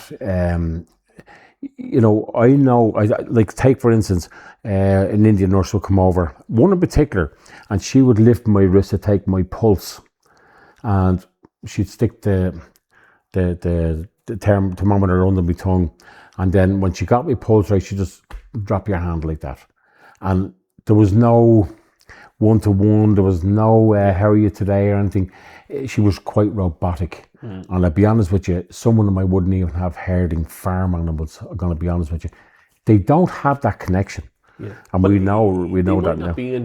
This might be just a gateway into the country for them, and they have nothing to do. They're not people persons. And it's probably more so these agencies, like we have, like I said, this whistleblower from the care centre, they're actively recruiting in these countries rather than the Irish. Yeah. And these people have businesses. Like you look at that 17-year-old who got stabbed in the underage home. In town. Yeah. Like that was run by 2 Muslim men, Indian men, who had different franchises, had an oil franchise, with just businessmen, didn't care about the sector. They got pushed out of it eventually. But like, people attach emotions to these arguments and say, like, if you're arguing with somebody this, no, like, and you're just being racist, you're just being whatever they want to say, but it's clear these things are happening. Like, you only have to go into these places and see the difference. The Irish aren't working anymore. They're definitely a minority here. There are schemes that are bringing people in, like they did tweet in 7 different languages to come to Ireland. Yeah, Roger O'Gorman put out seemingly 8 tweets and guaranteed anyone who wanted to come over, you would have healthcare, transport, and the keys of your own hall door within 4 months. Yeah, well, this lends to, it's not these people deciding, right, I'm going to come over here. It's these agencies recruiting these people in Ireland. So this is, again, our politicians who have this globalist EU idea again. Minister for Children, and he a gay man married to who doesn't have children, you know. And this is why I wasn't a fan of politics, because when I looked at the credentials of the people who were elected, I said, well, they don't really have any credentials. And like, you had the Minister McEntee, and she was the Minister of Justice, then the Minister of School. Like, she can hop around these positions without experience. Education, yeah, and infiltration into, again, our children, access to our children. I honestly believe that I think they afforded themselves 9 million for the phone pouches. Yeah. And I honestly believe that they wanted the young students or children, right, to go into school, put their phone in the pouches, so nobody could hear. It was an insulator, so nobody could hear what was going on. There's a lot of that. Leave your books at school. And there was this controversy of don't tell mommy and daddy what's happening at home, kind of thing. Yep. I think they are targeting the kids in the education centres, like you said, from a very early age. They're normalising it. It goes back to what you're seeing on TV, and they're normalising this is what men are like now. There's also studies came out that the contraceptive pill for women makes them more attracted to feminine men.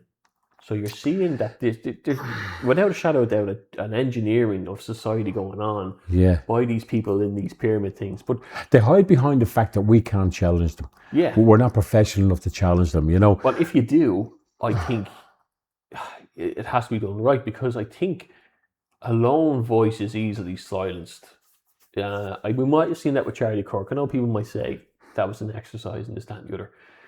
Maybe, although they said that Charlie would have been the most prominent person who would have went against the Iranian war, and he disappeared 6 months before it, that he would have been out on front, and he was, massive amount of people following, so that this was, removal there.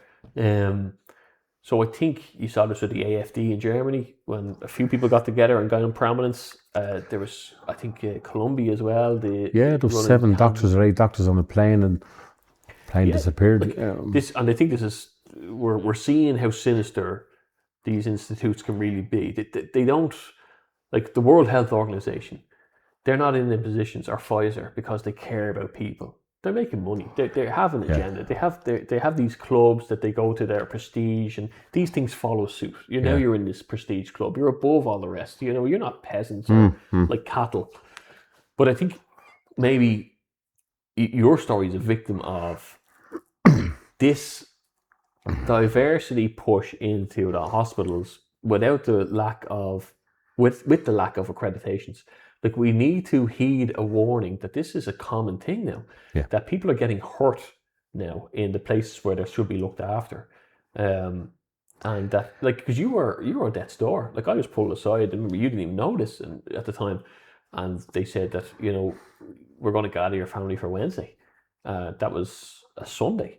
And that's where we were, that's how bad it got. From someone who was walking around every day doing 7,000 steps or 8,000 steps in the doors to bang. And granted, there was a heart attack, but I think probably a mild one, given the fact that you were going around for 3 or 4 days, going upstairs. Well, to give you a comparison, okay, when I had my bypass, I went up for a triple.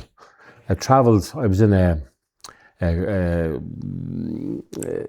on the outskirts of Dublin. I was in an acute hospital, and I spent a couple of weeks there, and then I got the word to go up to Centre of Excellence hospital, and under a very, very good guy, in my opinion, who came up, visited me, communicated with me before I went in.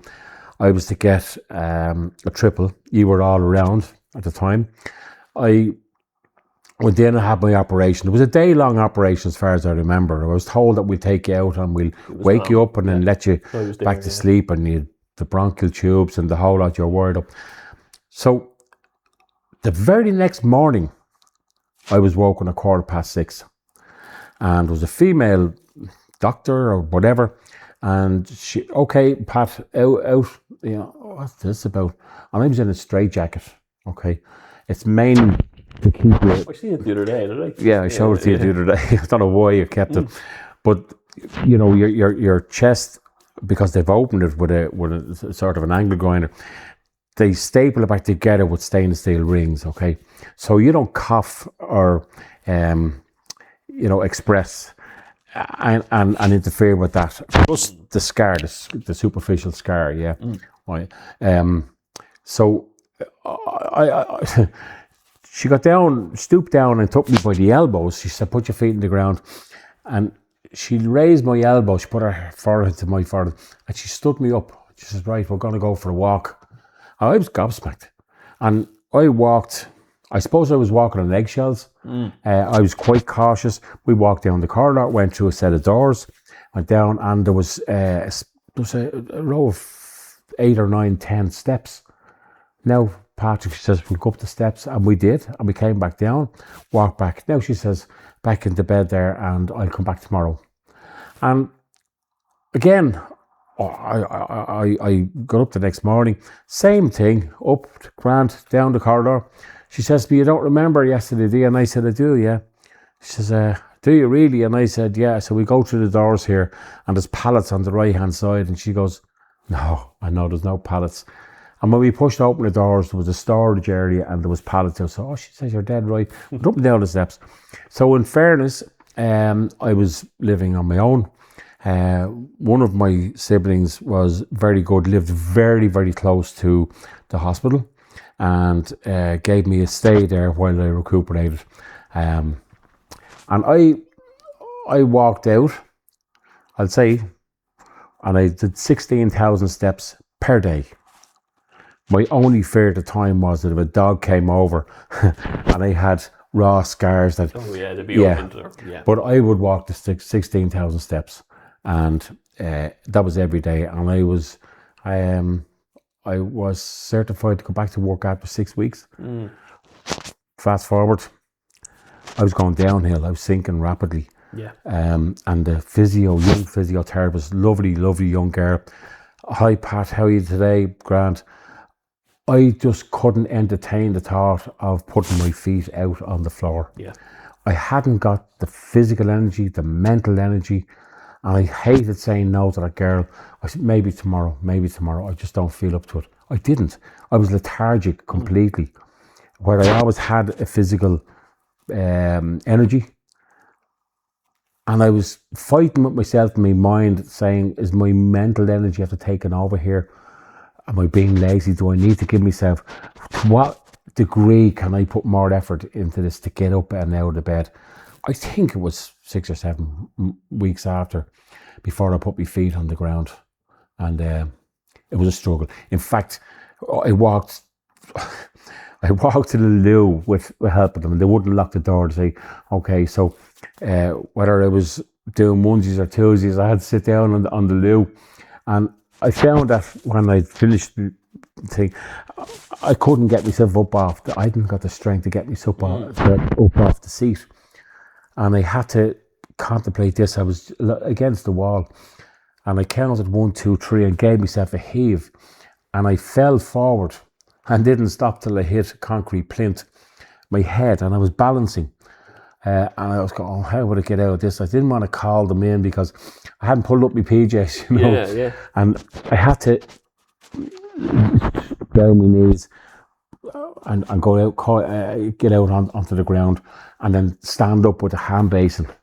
And I didn't want to tell them because I thought they wouldn't let me go to the loo together on my own. Yeah. Then I walked out to the door, onto the corridor. I hadn't seen outside that corridor. Christmas had come and gone. My birthday had come and gone. New Year's had come and gone. I never saw a bit of tinsel in the thing, although ye brought Christmas to me, in fairness, and my birthday and New Year. I remember on the whatever you call that, Zimmer frame thing, looking up and down the corridor, and I pointed and I said, we'll go this way. It was the longer of the two routes. And I went up, and I have to say, talk about putting as much effort. I just wanted them to leave me alone. I wanted to be, I didn't want to get out of nappies and the cat and all that thing. It's a jail in a sense. You're four walls that you're looking at the same every day, and you can't move out of it.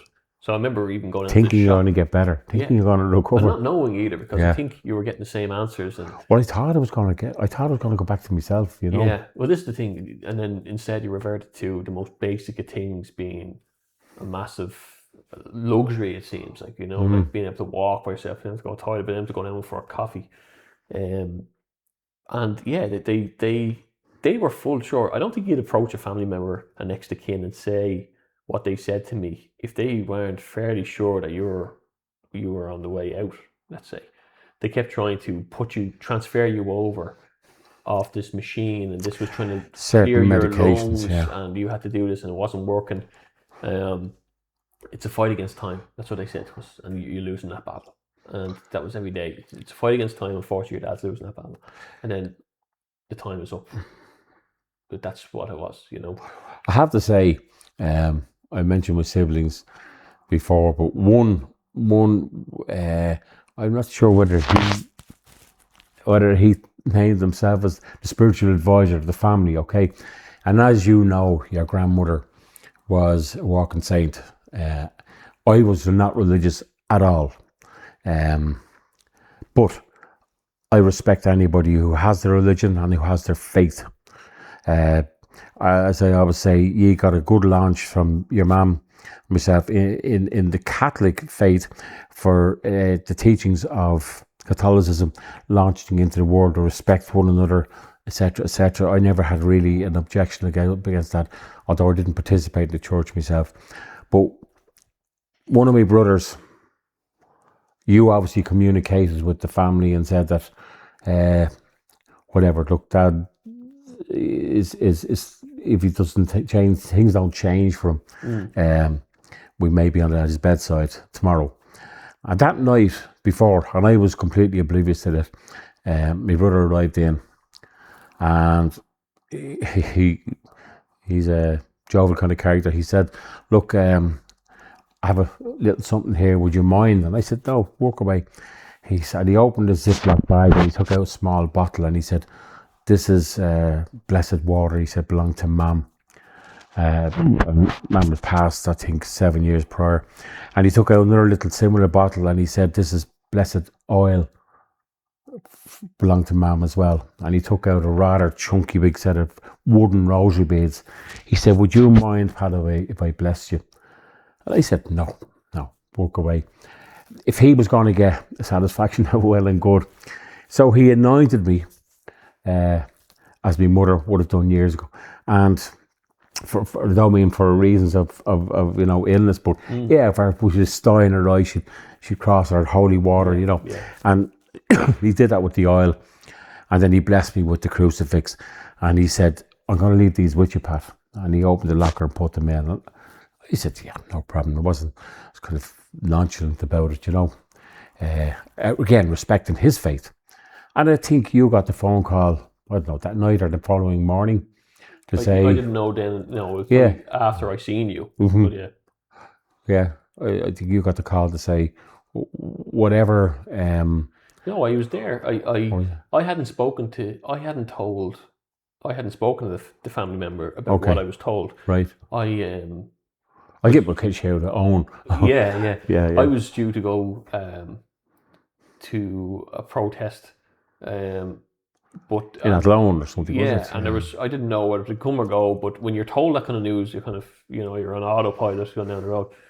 And I had said a few prayers going down the road, but I didn't know anything else. I knew Owen was going in that day, but I don't know if Owen knew what I had heard. And I hadn't heard anything. I stayed in Mum's, and then the next day I went in, and that's when I saw you. I hadn't heard anything previous. And you were sitting up beside the bed, upright, smiling after eating something.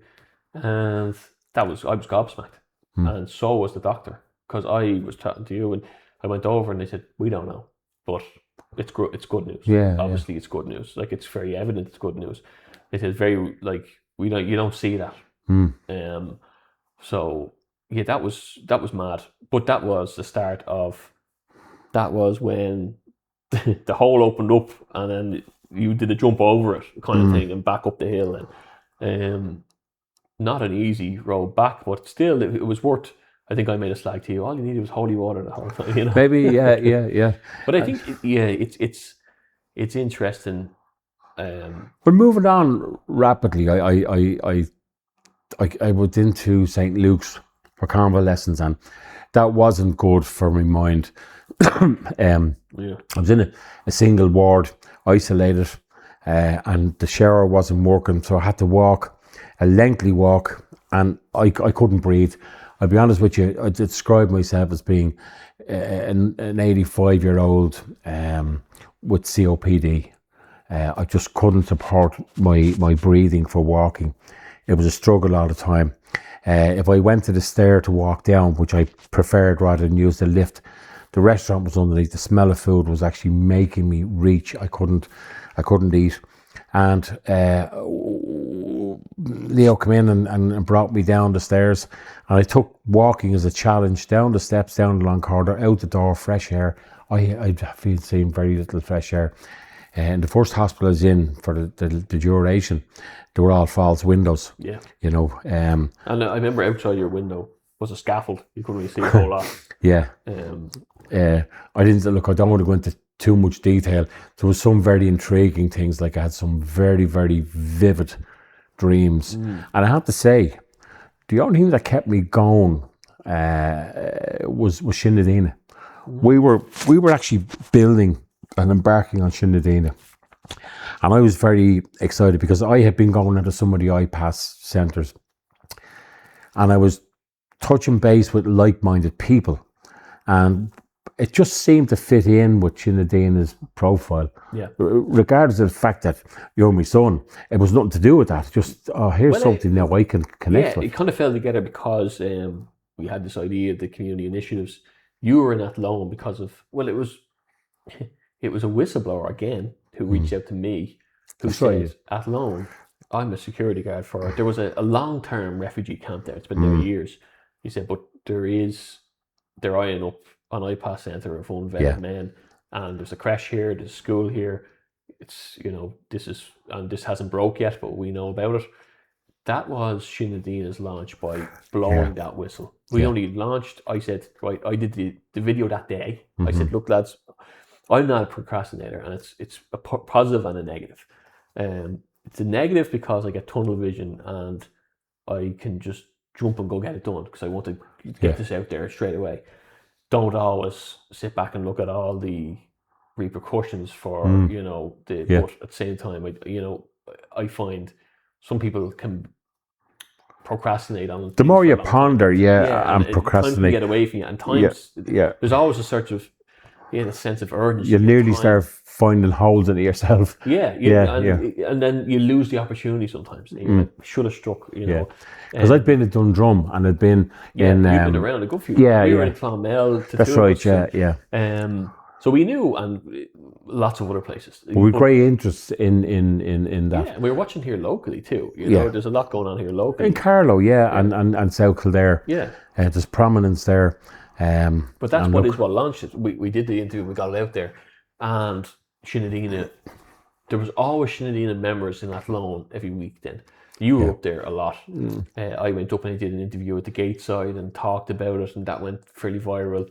There was a certain ex-space person who spoke out at Athlone, says no meeting, and he called out Shinedina. Why is Shinedina calling us out, not the councillors? Gavin, in fairness, from X Spaces, plugged it out on his off-grid Facebook, and went. And then Shinedina became, this has a bit of power to it here. That this actually can ring the bell.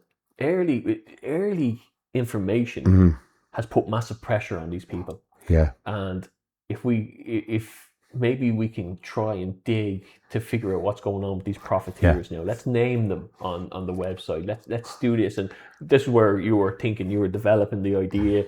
There was definitely like we said already, there was an infiltrator in there feeding stuff back to members of the political sphere or the state. Yeah. Looks like both, based on where his businesses were registered. But yeah, so we were contemplating what ideas and things. So you were keeping your mind active at that. You asked us to go out and get a little laptop for you, and so you could have your ideas and stuff.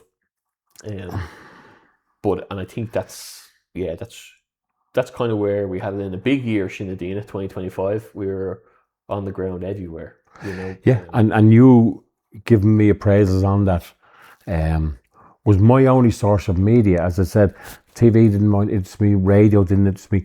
But when you would come in and say, any updates, what's the story here, what's the story there?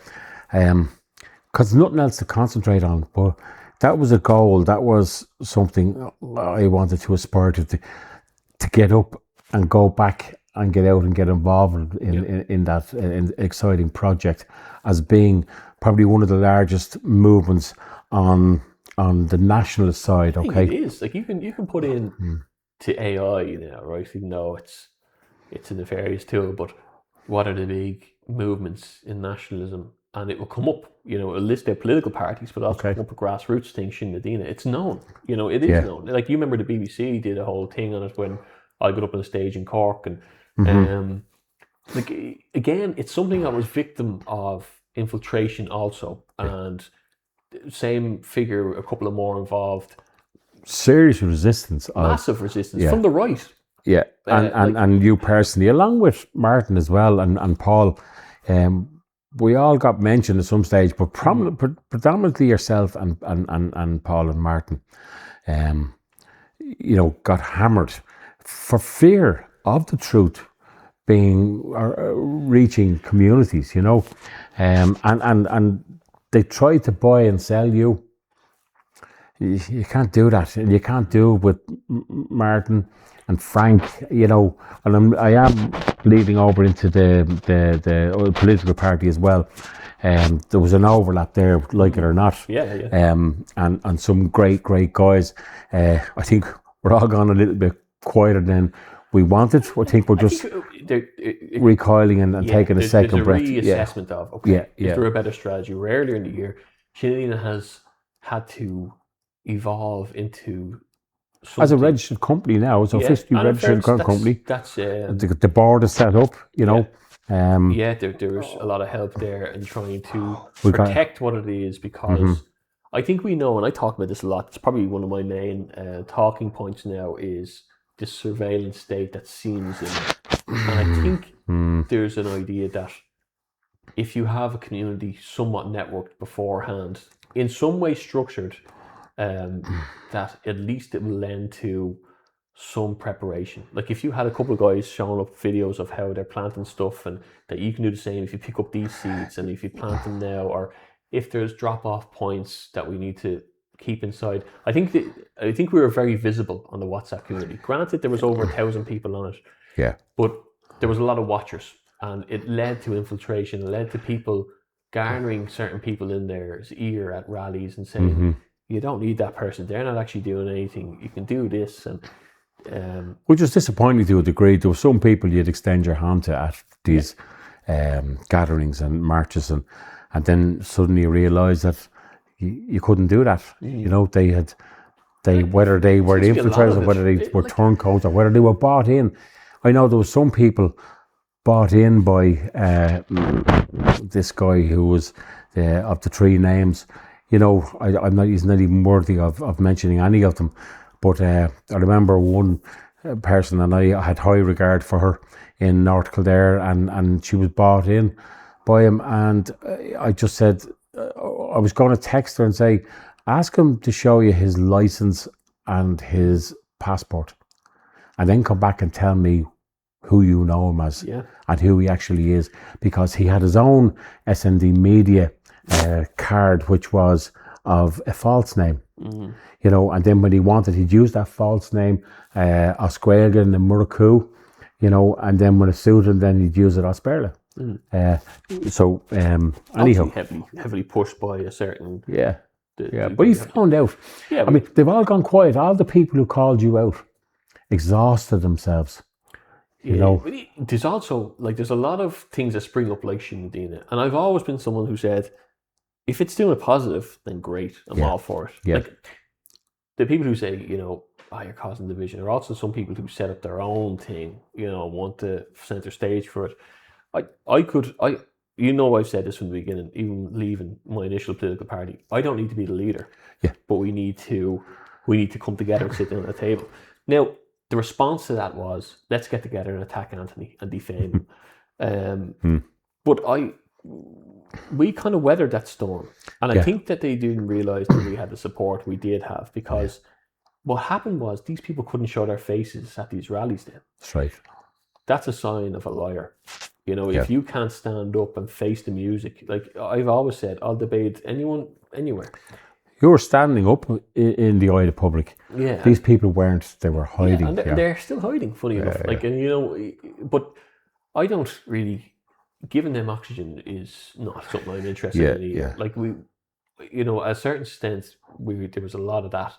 And there's a lot of things that people don't know what's going on. But when you spoke about it, it was, it wasn't giving any positive yield. Mm-hmm. Like, my worry was that people are going to watch the Pied Piper or follow the Pied Piper off the cliff here, and they're going to be playing. People are clever as well. Yeah, people are clever. Yeah. I think this is what I've said. Right, okay. What do we need to do? Being involved in three things, you sometimes can spread yourself thin. There's Shinedina, there's Ireland First, and then there's Gael First Media. It's like sowing three crops, though. In fairness, you applied yourself to 3 different acres, Yeah. But you can't do everything, know. But I think the narrative is important, because if you launch something that can get too big to fail, let's say this is the media, so it's a narrative, it's a talking point, it's something that, if it reaches people in the right way, it can awaken them to what's coming and get them to prepare. So maybe building that will help build the others. If you build that ship right, the others can jump aboard it and use it as a tool. Yeah. And that's why I've sidestepped to the left, and I have people ringing me every second day. You need to call this rally, you need to do this, and you need to get the farmers, you need to get... And to a certain extent, there's a worry there, because yes, we need to call certain rallies, and yes, there's a good cause of that, but if you do that without the adequate support and reach, then you only really get 1 or 2 shots at that. If you build your reach and then do it, then you might have some substance behind it. You don't want to call a rally for 50 people to turn up somewhere, and then this person's boy wolf, he's always doing it, and he's always getting the attention for doing it. I don't need to speak at anything anymore. The power is in the people and the politics that they address, and that's where it is on the ground. I would say to you, and because I'm near to the ground as well, and I hear what the people are saying, and I know you are as well, but so the people need somebody they can invest in. They need somebody they can trust in. And I think when you launched Gael First Media, you captured platforms there. But one in particular that you need to develop, I think, personally, along with others, is the policies that you developed and carried over from party to party, okay? I think if you had the opportunity to announce the policies, explain that what you're thinking behind it and what emanated from it, these are foolproof policies. Yeah. And so if you look at today, if there was a snap election tomorrow, who would people vote for? Some of them are going to even vote because they haven't been in the mainstream politics. Some are going to vote the Shinners. Yeah. Say Ain 2 might get a bit, people will weigh up their... Well, Pater Tobin, in fairness, if he could jump ship, if we got Pater Tobin, in my opinion, and Pierce Doherty, as they call him, Pierce Doherty, if we got them in on our side, from the age-old politics, I think they would be voices to be reckoned with, to be fairly influential, because they're probably, strong voices, these strongest voices. My worry now is that if they're messing with the results, is it a locked out system? But there is always, like you're saying there's the possibility that there's the route of going, maybe let's be too big to fail. let's put out things that people can't question, like policies. That it's kind of, if it gets to a stage in the next 3 or 4 years, there's an election, then it's fairly evident that people are behind these policies because they're evidentially, like we had one about the ESB, let's deprivatize, or let's not let them put levies on the VAT, let's, all these kind of things. There's stuff that if you read into it, there's nobody in the country going to go against it. There's somebody in our movement, and someone very close to us, and I know you don't know them 100%, but you will. And I don't mind mentioning her first name, Mairead, has been extremely helpful to us as a council, us as a development into the board of Shinedina. I will absolutely give her some great testimonies along with others, okay? And every time I speak to Mairead, she'd either ring me, I'd ring her. We'd end up conversing for about 2 hours. And what we discuss, we both hang up and go, I wish I had the energy to do that right here and now. Yeah. It's in the making though. We haven't lost sight of them. And she often reminds me, and I often remind her of some points that we brought up. And we are taking 5 major projects in Shinedina, and we're piloting them.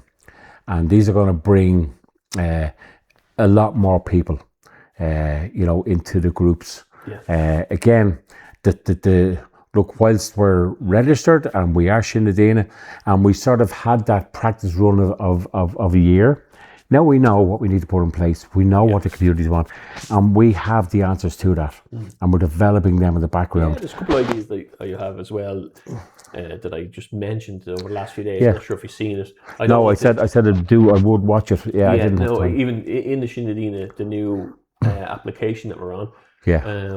I threw out an idea or two. We migrated from. I don't talk about them outside the app, because there's a certain privacy that goes along with that app, and I think it's good.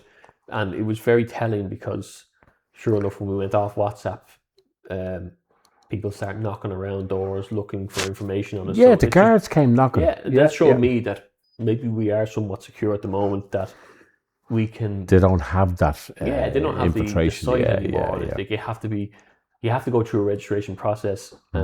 We all know each other. I know it sounded a bit draconian, but it was for the benefit and safety of the people who were communicating. People are very skeptical to it, but what do you do when you join a political party? What do you do when you join anything? Yeah. Like if you want to be a member of anything, you tell us who you are and why you want to join, or else everyone's compromised in the room.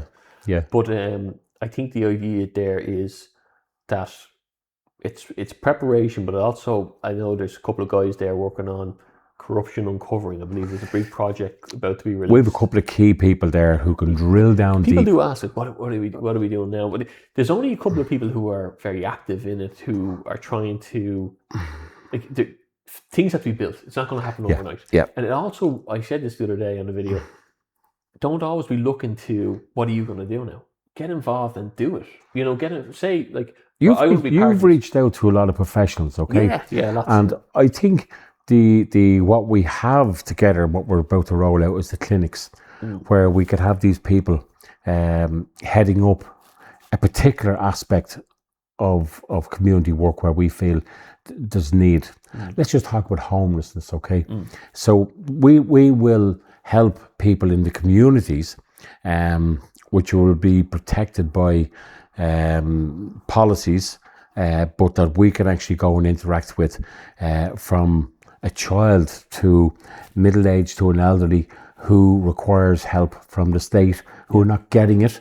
So we could be involved in housing, medical card, And the power is in, if people want to help, the more the better, because... So getting on board with the clinics and having a degree of tutoring to give them confidence to approach these aspects in the community. Yeah. Because the community requirements are huge. Yeah. Huge. Yeah. And again,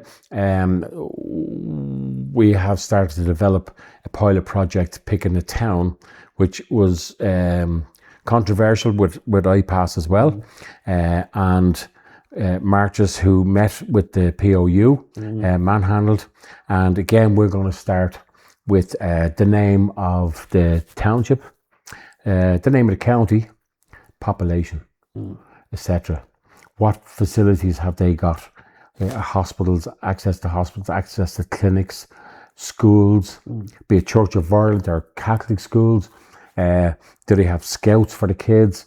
Do they have farmers markets? We're building that at the moment so we can apply this in any area. We'll go to the Says No groups and we'll pick out the group leaders and we'll go and meet them. Yeah, see, that's important because the Says No groups, and I was thinking about this actually as we were talking a little bit earlier about sitting down with them, because they're the people who have proven that they're willing to do something for their communities. Yeah. They're the kind of the leaders of the communities. Yeah. You've the leaders and activists. Yeah, like you've had Lone Says No, you've South Dublin Says No, you've Kildare, you've all these places, and the people are the people who have said, well, I don't care what my neighbour thinks, this is urgent, and I'm going to stand up and say it. So they're the people who are willing to put their skin in the game, really. And they've been tried and tested, because I know they were targeted by some people. I was actually at one, and it was a hotel and holiday resort. And while I was there, they'd only set up a tented area outside the gate of it. And while we were there, our friend came in with his bag of chips and carried on as if I was his best friend, but had his statistics, documentation with him, and left a load of brochures and tried to win over and tell lies about. This is an important thing. The people, a master of lies, and that was an operation for a year or two, right? It was shining a light on us while they were behind the scenes gathering information, and there was too many people. It almost seemed like at a stage there was too many people to fight that narrative. So many people have been bought over by that idea that we were the bad guys. When we came into, it's only because we had these ideas of community that these people turned on us. And they didn't turn on us for the sake of the country. They certainly didn't do that. Like, these people, in the beginning, seemed like they were out for themselves, and then began to see that there was foreign funding that was a bit more sinister, and that they were connected to the Gardaí, and they were connected to the mainstream media. And to me, it was kind of like, this is obvious. Like, I seen a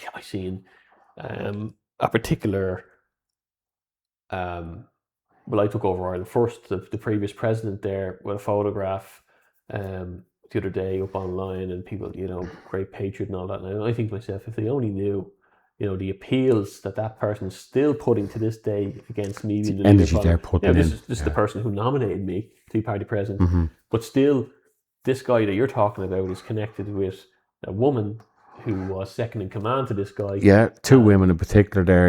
And we still have this centering figure. I was in your company when they both rang you at different times. Yeah. And the lies and the deceit behind. It was an operation that was 5 days a week. I'd save them the embarrassment of mentioning them here, Yeah, and I think a lot of people bought into that and attacked me and attacked my family. I went directly to my family, and eventually got to gathering secret groups, making me the head subject of it. Yeah, the meeting at the Cork there. Stoking up people's anger.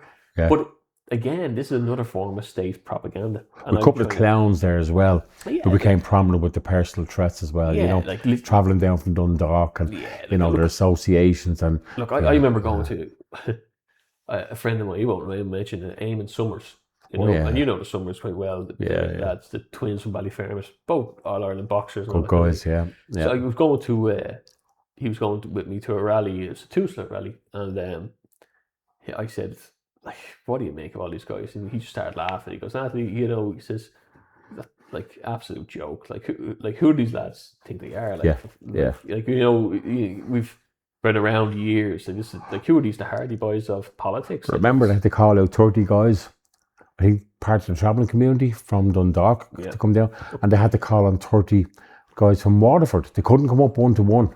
Remember that? They needed that kind of. I went to them rallies with 2 people both times. You know, knowing City West, I walked around in loops and didn't see anyone. But look, I'm not going thinking about these people. I don't give them off. You know, people say, "What do you think of this person?" I don't. You know, when people say to me that that guy on the podcast is talking about you, here's the links. I'm not even open. Yeah, don't get distracted. I don't care. You know, they want you to fall into distraction and give your energy, and that's what that whole attack was last year. The guy Donegal there tried to take over all the marches as well. I questioned him from day one. I kind of gave him a second chance, and then he turned out to be exactly who I thought he might have been. And you know, his infiltration tied into the same guy. Board. Yeah. And people who said to me, from calling that out, people said to me, you know, you will watch yourself at rallies. They didn't say it to me, but I heard it. And these same people now have realised this guy was at the rally last week talking to the Gardaí, slating the whole movement. Absolutely. That's a common theme. These are connected to the state. Yeah. And look, I've pondered in my mind to sit down and show everyone, connect all the dots, show where the funding is, show who's connected to who. And I've spoken to plenty of people about it, and you wonder if it yields anything positive. Like, in one way, people have a right to know. Another way, people aren't ready for it. These are influencers, though, in fairness. Yeah. They're almost professional influencers who buy in people. I don't want to play their game. No. You know, it's same thing with politics. You're in there as a voice for the community. Yeah. And if you find out it's rigged, then you evolve to branch out. Right? Okay, what do we need then to beat this? Well, you need a narrative. You need a media company. You need to get people's stories like yours, like James in Clonmel, like all these stories out there, because like our friend Robbie there, yeah, like I think Grift are, you know, on the face of it, we're asking the hard questions, but they don't interview these people necessarily, and they don't interview us. No, don't go one to one. Yeah. No, like and there's a certain amount of gatekeeping. There are people who share studios and they're involved with media, but like I don't care about that. I don't care about competing. I don't care about numbers. All I care about is that how many people. What's the highest call of purpose here? Well, there's an imminent train on the tracks speeding towards us, and we need to let people know to get off the tracks or derail the train. Or derail the train. Yeah. And maybe you can do both. And if you have your megaphone, you can be shouting to people on the tracks. But if you're building something to derail the train at the same time, then that's, I suppose, the best analogy I can think of it. Yeah, look, we might need to go to Hungary and, you know, join up with a few like-minded people. Like I'm sure there are like-minded people in each European country to make that connection. And I believe through Gael Force Media, we will attract those people who will have a general pushback against not only EU, but Well, we're only early days. Yeah. You know, Gael Force has just been registered. We're just out the gate. So I want to get my hands on Geppetto. Wasn't he the guy who made Pinocchio? Yeah. I want to get the guy who made him. Yeah. And as I often say, we may have our sites outside the iPass centres or even the iPass owners, okay? But remember, our sites are more and more focused. We only have a small site that we need to focus on. Yeah, and it's true. I think it's the analogy, I suppose, you could see from a distance, we could see the mountain. And as we got closer, we see how higher up that mountain got. Yeah. And I think... Which is scary as well, though, in fairness. Yeah, no, it is. Because you realise that... Like I remember saying to you one day here, I was about to leave last summer, and I said, what does it mean that Masons are chasing you down? You know, we had all these numbers, these people connecting. We were given names of influential people in Ireland, the Dennis O'Briens, the Jim Coors, all these people who were involved with certain things. They never promoted themselves. And I'll say one thing, my father was ahead of his time. But when I first heard of the Freemason Society, okay, and there was 10 of us and my mother and himself. We could be in the kitchen and we could be telling old yarns or a story or something. And my father come in. we know be either my mother or father come in, and we just switch off the conversation because it wasn't for his ears, you know. We thought we were. And he'd say, oh, Freemason Society here. And that's because they never wanted that they were a secret society. Yeah. And the other reference was always my mother saying to me that the Vatican is planted with the Freemasons. And I'm going back 20, 25 years ago. But doesn't that make sense for the scandals of the Vatican? They're the same people, the Epstein files, doing the exact same thing on a larger scale. They only had people in different positions of power. So let's say that they had people in the heads of communities, being the churches, but then they also have people in the heads of governments that were like we're taken aback by the extent of the reach of professional people, be it politicians, priests, bishops, archbishops, who won't even communicate with their own flock, if you want to call it. And now through social media, it's probably coming up to bite them in the arse. But the pieces of the jigsaw are falling in together. We put the corner pieces on the edges, the perimeters, and all of the central pieces that all bamboozled us are actually starting to fall into place now. We can actually see much better now. And there's a lot of us putting that jigsaw puzzle together. It's not just one. There is,